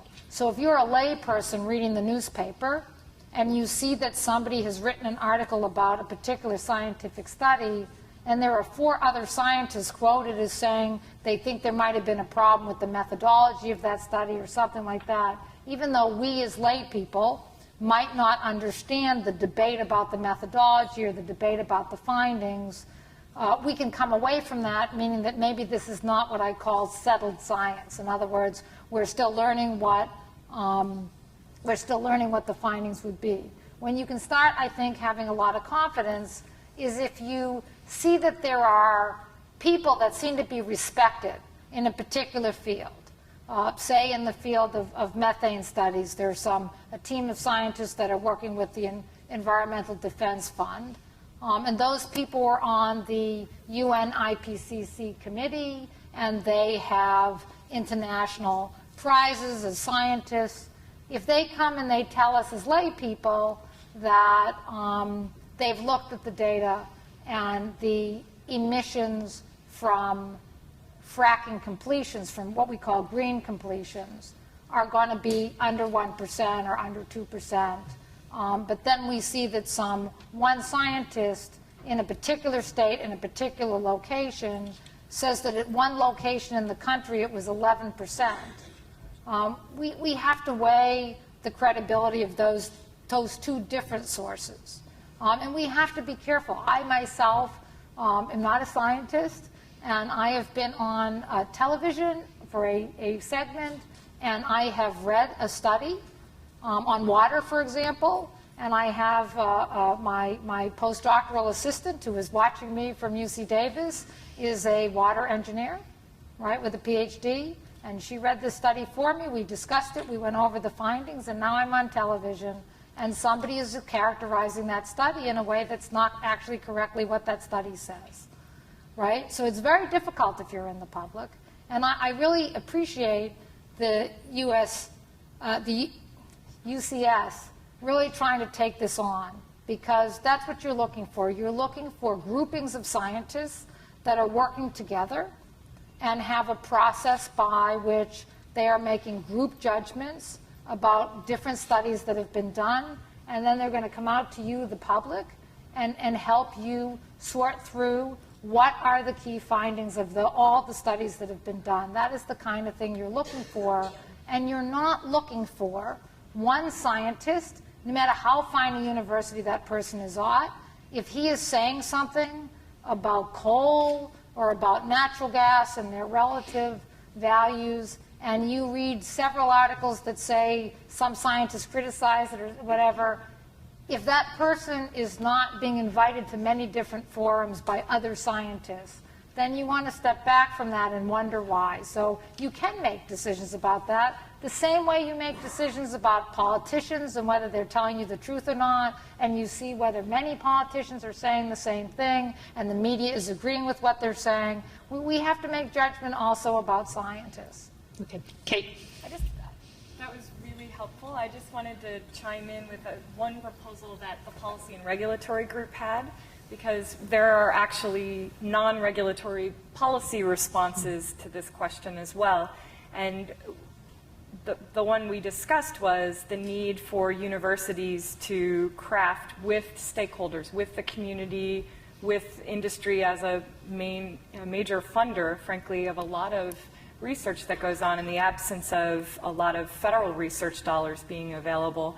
But having these stakeholders craft ethics of research and having standards that people need to meet and agree to before they proceed with particular research. And there are ways systemically that you can make sure that scientists are not biased by the funding that they're receiving.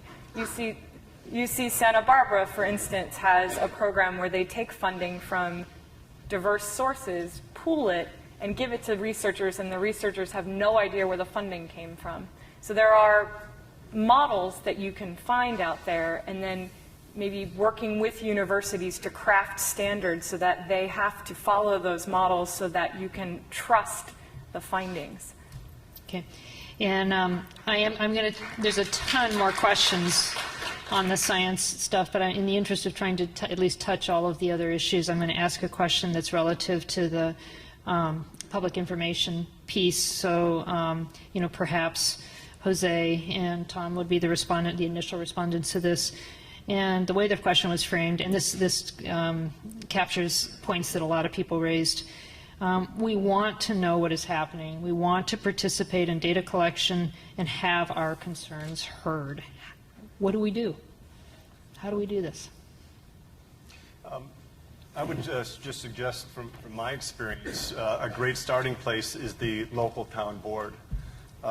With my experience back in New York State, where after 5 years of sitting over a resource play, there's still no hydraulic fracturing because they're still trying to work on the policy to do it safely, or perhaps if they do it at all. It all started on the town board level, and there was a lot of information voids, people asking the very types of questions you're asking here, and not necessarily being able to find appropriate or satisfying answers. So it started really on the town board, and it wasn't necessarily the activists in the anti-fracking movement. It was just concerned citizens, all with various stakes, and they educated themselves and put the questions to the town board, put the questions to the state legislators, and just got politically involved and ended up. Long story short, there's the DEC, that's the regulatory state body in New York State, Department of Environmental Conservation, through the governor's order, is not permitting high-volume hydraulic fracturing in New York State until they can get the policy in place to understand whether and how to go forward with it in a satisfactory way. So that all started at the town board. So I would suggest start there, start with the community action type of plan. Jose? I think what's important also is, and what's been said in this conference a lot, is build trust. I think that the fact that industries, the industries that are primarily involved with fracking, pushing for a gag rule on health practitioners does not help build trust.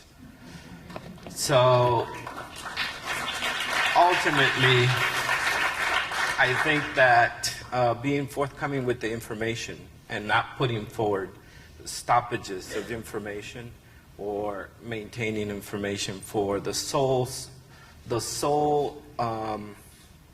impetus of making money. Because a lot of times we hear, oh, these will add jobs, these will add economy. But at the same time, what we also see is that states give subsidies to big industries to do these things. And when they talk subsidies, that means our money. And at the same time, we haven't really looked at a model that calculates the true cost of production. The true cost of production that includes our health, our environment, and even the access to health by those communities that are being impacted already by fracking.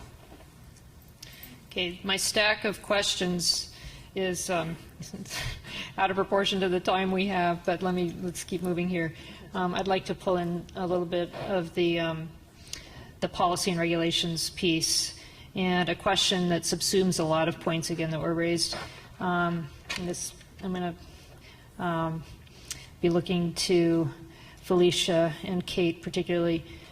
We rely on the state on issues from water to earthquakes, economic impacts, air and water quality.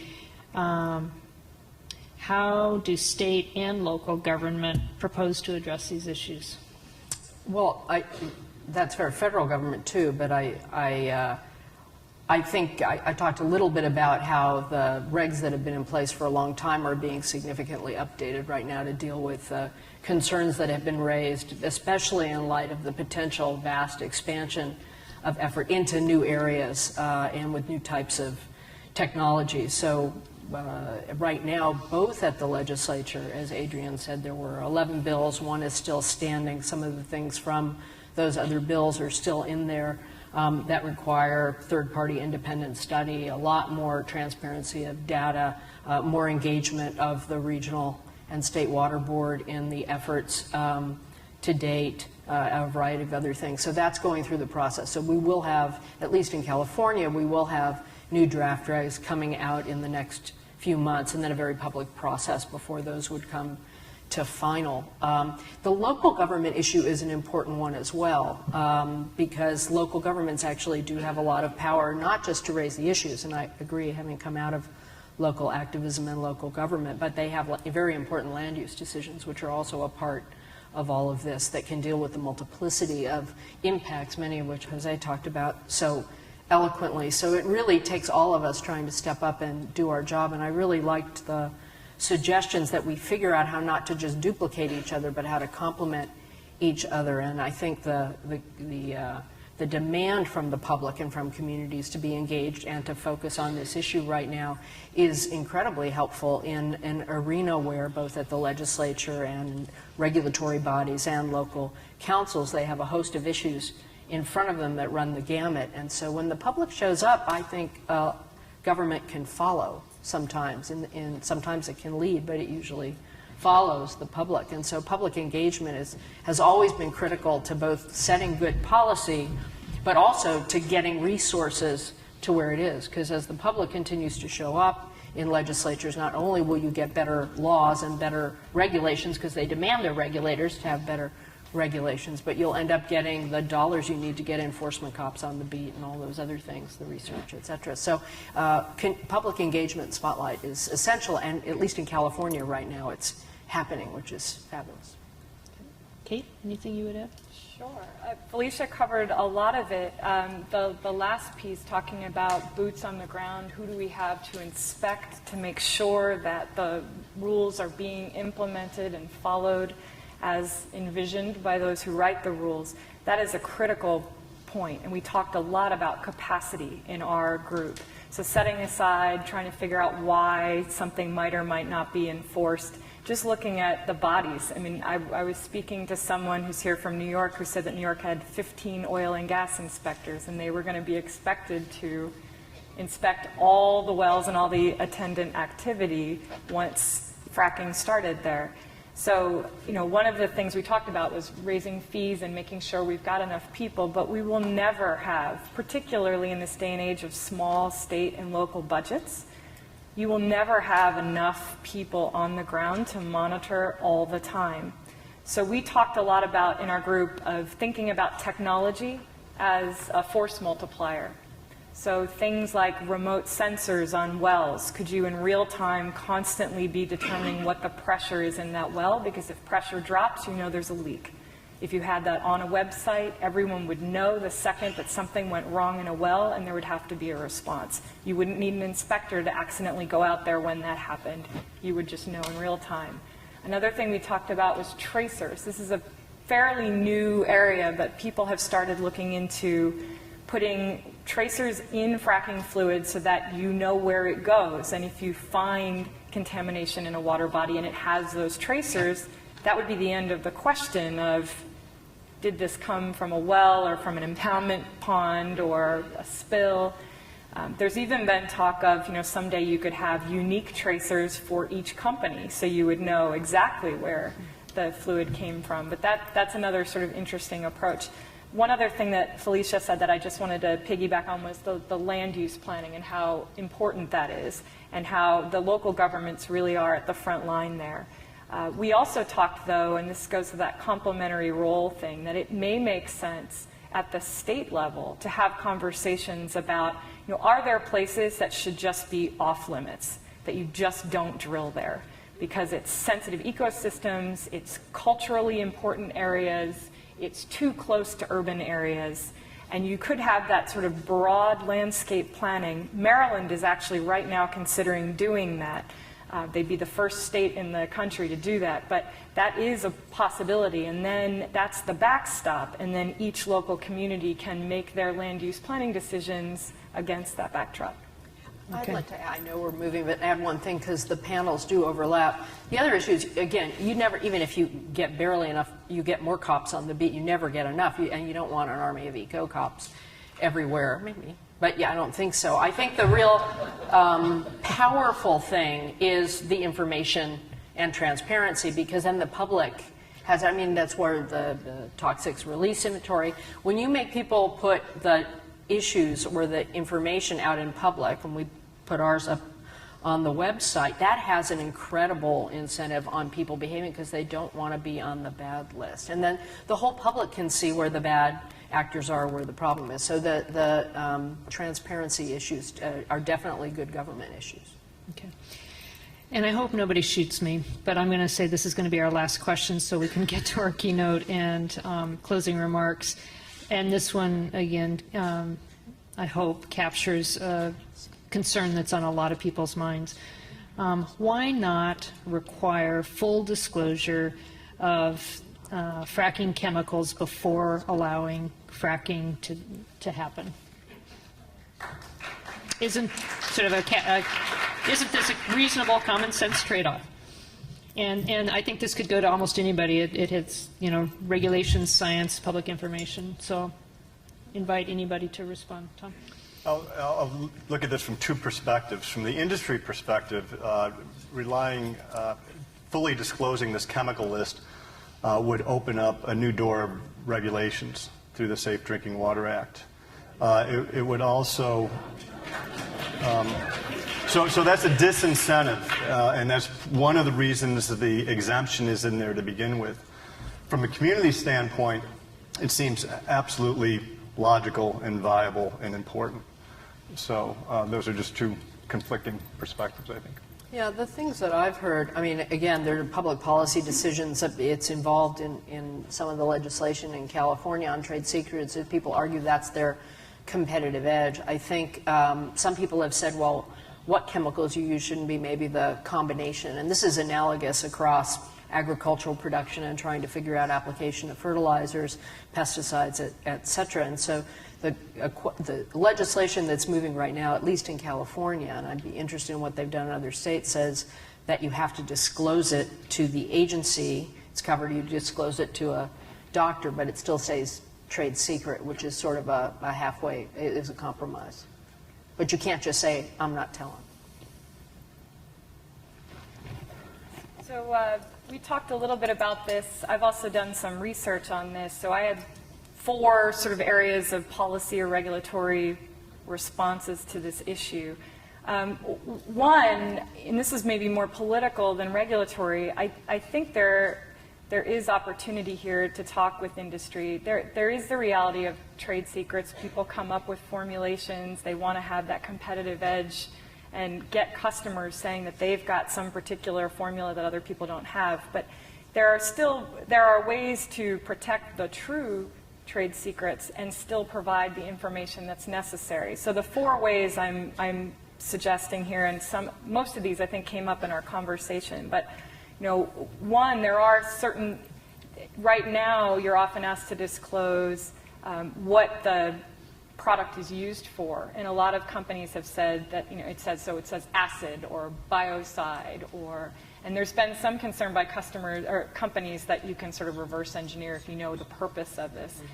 So maybe get rid of that because it maybe doesn't help someone to know that particular function, but knowing the list of all the chemicals that are in the fracturing fluid is important. And I've heard from several service companies and oil and gas commissions that they think they would be more willing to share the list of ingredients if it were not then tied to, and the product is supposed to do this, because then apparently people can figure out how to reverse engineer. 2, we need burdens of proof and other sort of structural rules to make it really hard to over-assert trade secrets. So it's often used far too broadly. So companies, to err on the risk of caution, call lots of things confidential business or trade secrets. And if you have a regulatory regime where they just report as a trade secret and they don't have to substantiate why, you're putting the burden on the agency that's already strapped and's got limited resources to take the initiative to ask for that extra information and see if maybe this isn't in fact a trade secret. So upfront substantiation, really, really important. You also need to have public information laws apply so that people can challenge those trade secret assertions and force agencies to take a closer look. When you have those gatekeeping functions, you find that you've got fewer trade secret assertions. Another example I've found on FracFocus, which is the industry website used for disclosure of chemicals, and a lot of states use it as well for their regulatory compliance. California is considering doing that. You aren't able to look well to well to well to see the same fracturing fluid. So I went and picked out, with the help of SkyTruth, which is a really interesting organization that's been aggregating FracFocus, so you can look across wells. I would look across, say, 20 wells that each had been fracked with the same product. And at some of those wells, 3 ingredients would be listed, and then 3 would be called trade secrets. The exact same product fracked in a well a county over a month before, all 6 ingredients were listed. It's no longer a trade secret. They've published it on a website available to their competitors and everyone else. So we're just allowing a lot of this to slip through the cracks. So we're having over-assertion of trade secrets. The third is there has to be exceptions for medical emergencies, for public health research, regardless of whether there's a trade secret. And then fourth, if there really truly is a trade secret, there has to be time limits on it. The whole purpose is that we're constantly innovating, constantly changing, and after time, something is no longer new. Okay, great, thanks. So I wish we could get to my large stack of additional questions. Remember that there will be a reception following that you'll hear about, and these folks, other panelists or other participants from the working groups will be there, so take advantage of that time to explore with them what the questions that we weren't able to get to. At this point, we'll excuse the panelists. Thank you all so much.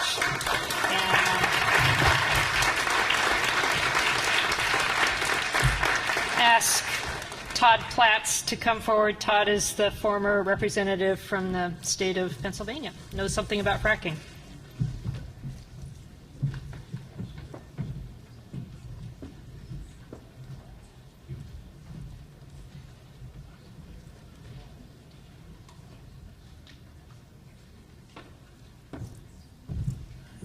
Thank you, Connie, and good afternoon. It's a great pleasure to be here with you and to have the chance to share a few thoughts about the importance of open government, transparency on all issues, and especially on important environmental, health, energy, policy issues such as we're discussing here today. I had the privilege of representing the 19th District of Pennsylvania for the past 12 years. Left office in January. I've always been a 12-year term limit guy and had to live what I preach. But it was a great honor to represent my home areas, York, Gettysburg, Carlisle, South Central Pennsylvania. And I want to thank UCS and UCLA and the Emmett Center for putting on this program and focusing on such an important issue as fracking and an important aspect of this issue, which is public information. Good government is open government. Closed government is not going to get good government or good policy. And so when we promote an issue, we need to be able to know what we're talking about. Policymakers, the public, industry, organizations that are out to protect the public welfare, public and private, all of us need to be on the same page, meaning we make informed decisions based on the merits. I'm honored to be here in Henry's district. I'm sorry he had to be here with video, not in person. A former colleague and great friend. I had the privilege to work closely with Henry. You think of a moderate Republican in Central Pennsylvania and maybe a little less moderate Democrat from L.A. What did we have in common? And it was about working together for the good of the country and good issues. One issue in particular, many of you probably know, Henry led the charge on the FDA regulation of tobacco for many, many years. And I had the privilege to join him as the lead Republican sponsor of that legislation when we got it signed into law a few years back. And that's a perfect example. It really is a testament to Henry's perseverance on the issue. And I was glad to see today when he presented that he was his usual quiet, unopinionated, not passionate about what he said. I did catch the remark about Republicans. Remember, he said current Republican members of the House, so I'll add that current. But it's a good issue, though, example of the importance of open government, transparency. If we didn't know what was in cigarettes, what they're selling to you, we would not have been able to push the warnings over the years or the changes that have occurred now with FDA regulation. If we were all kept in the dark, we would still have the #1 killer, cancer-related, out there in an unregulated fashion and not being able to try to turn the tide, both from a regulatory standpoint and just a public health standpoint of us making more informed decisions individually. A couple of things that come to mind when I listen to the program here today. First is to commend all of you for being here, all the working group participants and the chairs of the working groups and the special speakers, the guest speakers. I thought it was a wonderful presentation, a very comprehensive presentation.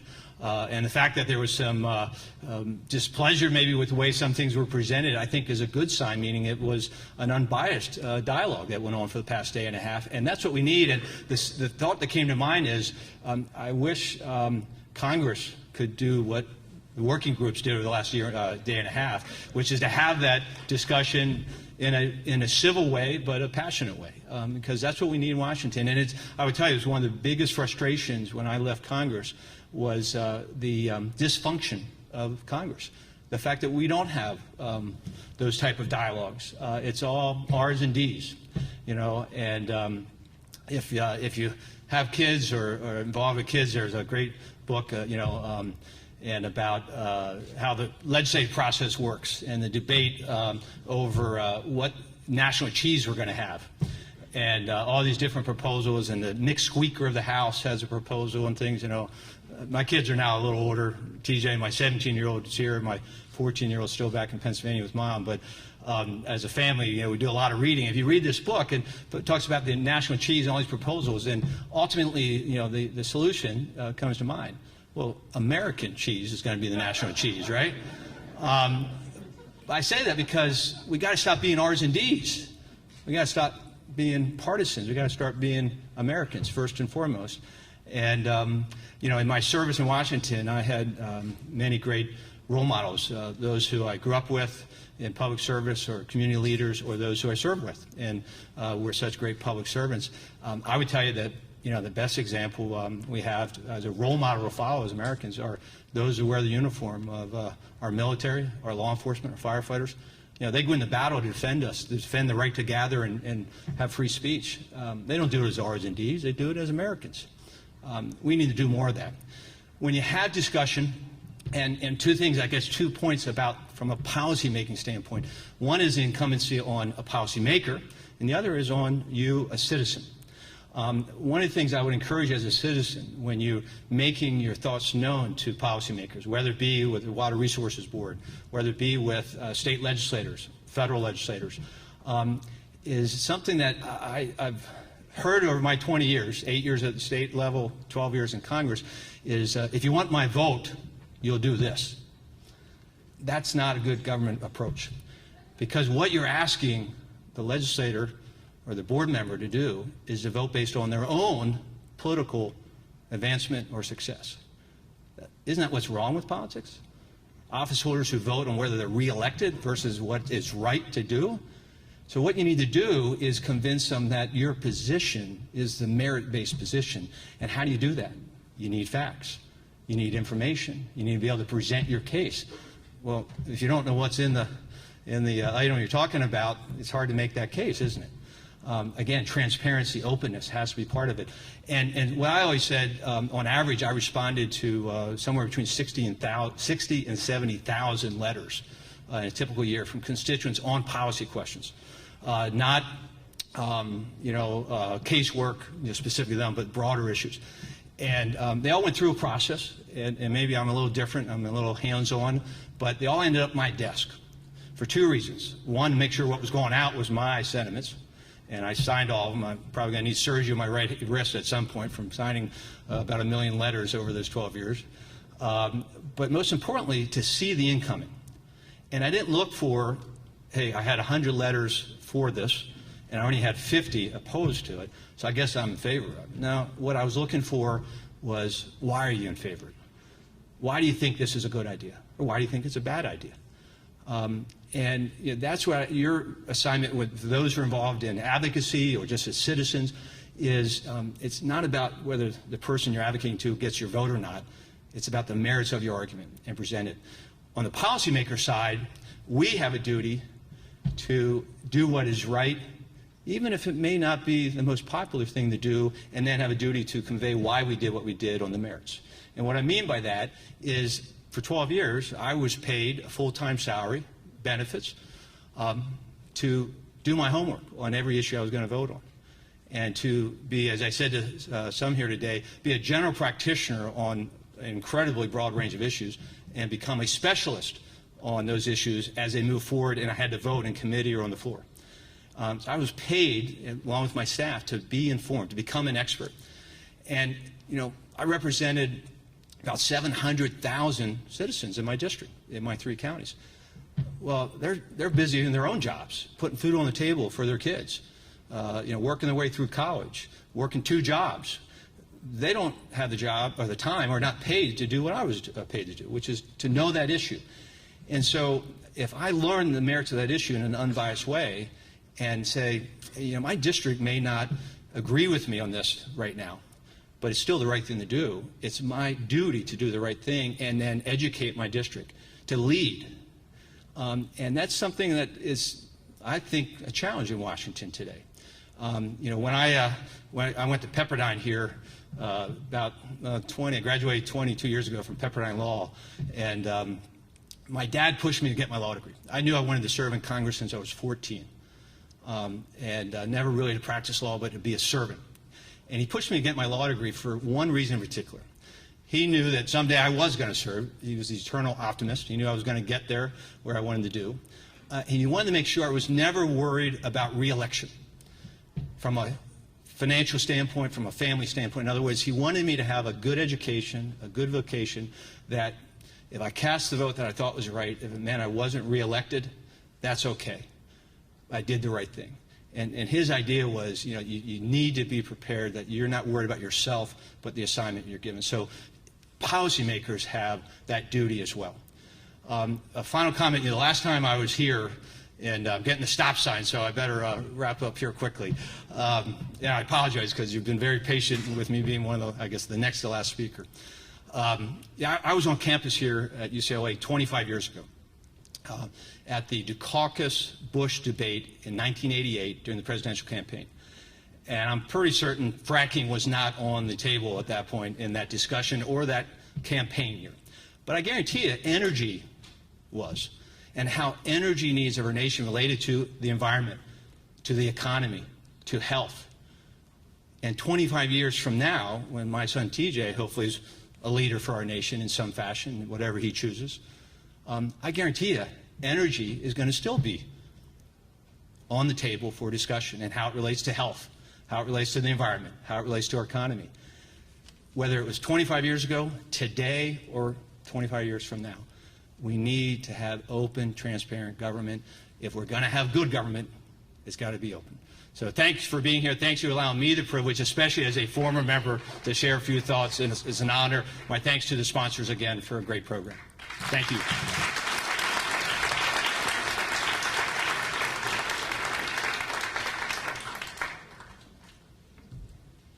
Well, thank you all. I'm Andrew Rosenberg. I'm the director of the Center for Science and Democracy at the Union of Concerned Scientists. And along with our UCLA partners, I want to certainly thank all of the participants in the audience, particularly our working groups and our working group chairs. Now, if any of you are unsatisfied with some of the comments, I would urge you to try to summarize 2 days of meetings with 75 technical experts at some point. It's a very difficult task. I have done that, and I would say they all did it better than I have in the past. I want to close this meeting by some of my own reflections on what I heard over the last couple of days, including in this session. The Center for Science and Democracy at the Union of Concerned Scientists is focused on science as an important input to societal choice, not the determinant of societal choices. Society and all of you make choices about what you think we ought to do. We believe that you should have scientific evidence in front of you, available to you, understandable, in an understandable form, but we realize that there's many other considerations that come into those choices. And it's important to recognize that, because science is not prescriptive about exactly what you should do in a particular circumstance. However, as I think Congressman Platts just said, if you don't have the evidence in front of you, it's pretty hard to imagine you're going to make a good decision. But lack of evidence doesn't mean something is safe. If you don't know, that doesn't mean that it's safe. If the information is unavailable for whatever reason, that doesn't necessarily mean that you can conclude that it's safe.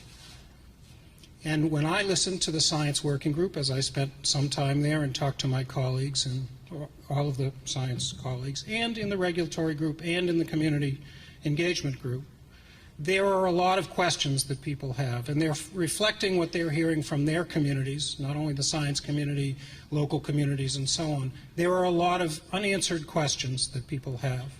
And we can't imagine that decision-making is only going to occur after every question is answered. We always will be in a situation of trying to decide how much risk does a particular activity come along, how much risk accompanies a particular activity. How do we ensure that those risks don't come to fruition to the best we can, and how do we make sure that we adjust as we get better information? And all of that pertains to who gets the information, how do you trust it, and so on. So all of this discussion is about managing risk, all the way from don't do it, because that's the only way you can manage high risk at this point, to do it with these kinds of provisions. And that's the struggle of the societal choices around issues like fracking. Now, why would the Center for Science and Democracy at Union of Concerned Scientists take on such an issue? We can talk about the importance of scientific evidence, but it only becomes real to all of you and to anyone else in a situation when it is a controversial issue that touches you and your family and your community and your state directly, in my opinion. As opposed to the process issues, we do work on many process issues, but this is an issue that affects people directly. Maybe it affects their business, maybe it affects their community, maybe it affects their children, maybe all of those things. And that's where it becomes most important that people say, but I want to know more. I need more evidence, and that's why this is an issue of science in democracy. We should be clear, and I was heard very clearly in all of the working groups, that no one pretends to have all of the information. But people look to government, and they look to community organizations, and they look to science organizations to help them understand what's going on around them. And I believe that UCS, Union of Concerned Scientists, and UCLA, the Emmett Center, as well as the law school, is committed to that idea of helping people work through a set of issues, help bring people together of different perspectives to understand the issues that are in front of them. Oil and gas development is proceeding incredibly rapidly, and in fact is changing quite rapidly, and has lots of dramatic impacts, as Amy Myers-Jaffe noted to us. But it is not totally separate and apart from all the other kinds of activities, industrial activities, that we encounter and are required to manage in this country. And we need to use the tools that we have available to minimize those risks, not assume that we have to only devise new tools that are specific to oil and gas, but don't relate to anything else. Water quality concerns, water consumption concerns, air pollution concerns, community impacts, traffic, social concerns, all of those things arise in other fields. Why don't we use the tools that we have available for other kinds of activities when we know that they work, as opposed to putting up barriers like exemptions from specific sets of environmental laws, imagining that we will develop all new means of engagement. A really important comment that resonated with me, particularly in the community engagement group, was that people have thought about these issues about how do communities engage and how do communities address risk in lots of areas. And a good example is a document called the Louisville Charter, which I know some people in the room are quite familiar with, and if you're not, I would urge you to look it up online just by searching on Louisville Charter. And I believe it's louisvillecharter.org, but maybe somebody can tell me that. And it was really around safer chemicals, but many of the elements of that charter resounded with me on this issue of fracking and unconventional oil and gas development. For example, its points were require safer substitutes and solutions, at least the exploration of those safer substitutes and solutions. Phase out toxics, act on early warnings, give public and workers the right to know and participate in the process, allow access to comprehensive safety data, and protect communities and workers. And as I read those principles, they resound with many of the issues that are confronting communities where this industrialization with oil and gas development is happening. So I would urge you to consider that we have statements of principles like the Louisville Charter. People may disagree with the specific elements, but it's at least worth considering how they pertain in this particular setting. So what is the Union of Concerned Scientists going to do? Congressman Platts, we're not actually going to step in and take over Congress. I think you suggested that in your remarks. I don't think we'll be going that way. However, we are committed to this kind of a discussion and dialogue amongst divergent opinions, and people, we understand, hold their opinions, and of course, for good reason, they hold those opinions dear. We want to provide a summary of the workshop and of this session, and I would say, while we're not going to include in that every single question, but there's a lot of good information actually in the questions themselves, and we'll try to capture some of that. We will complete a research report that we have begun, and will complete quite soon on science, democracy, and community right to know for oil and gas, unconventional oil and gas development. We are developing, based on the discussion from this forum, our research report, and discussion with experts, and a community information toolkit. Where do you go for certain kinds of information? What are the questions that you might want to ask pertaining to the oil and gas development near or in your community? And we hope that the results of this forum, as well as our research report and our community toolkit, are also used and are available. They certainly will be available, and they are used by other organizations because, of course, UCS, we believe, has an important role to play in connecting scientists to public policy issues, as Kathy Rest stated at the beginning of the forum, but there's lots of other groups involved, from community to national level and even international. So we will, there will be direct products from this forum that I hope bring together, as best we can, a lot of the information, issues, questions that have come up during the sessions and in the working groups. We would appreciate your evaluation. Forms either dropped off with us or sent in to us afterwards. That includes the people who are participating online. The webcast will be available online, as well as the products that I mentioned. We would invite you all to a reception at the UCLA Law School in the courtyard. There will be shuttle buses that will take you over there, and there will be UCS, Union of Concerned Scientists staff that will point you in the direction of the shuttle buses. The shuttle buses will bring you back here later, and they'll run continuously. So if you left a car here, or if you take transportation from here in whatever form, then you'll be able to get back, not just get to the law school. And so you'll be able to come back here after that reception. I'm not entirely sure you can get back in this building, so don't leave anything in the room.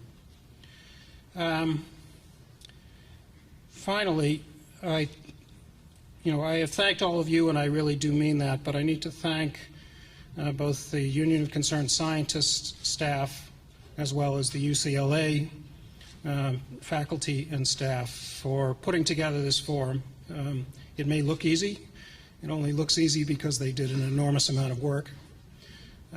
Getting all of these arrangements to run with flawlessly, getting the technical experts in the room is really an extraordinarily difficult task. I'm not going to go through a long list of people to thank, but anybody who's been walking around saying, let me help you, or directing you to the transport are either from UCLA or from UCS, and please thank them for their very hard work now and after the forum.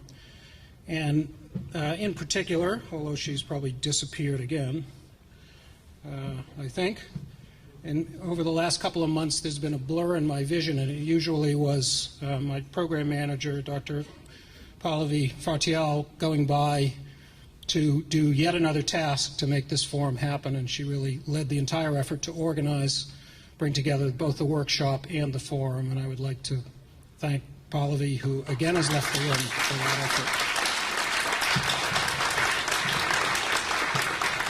With that, I'll close the session. There are still some water and soft drinks outside. Please take some with you if you want. There will obviously be refreshments over at the reception, and I hope you can join us, and I thank you all very much.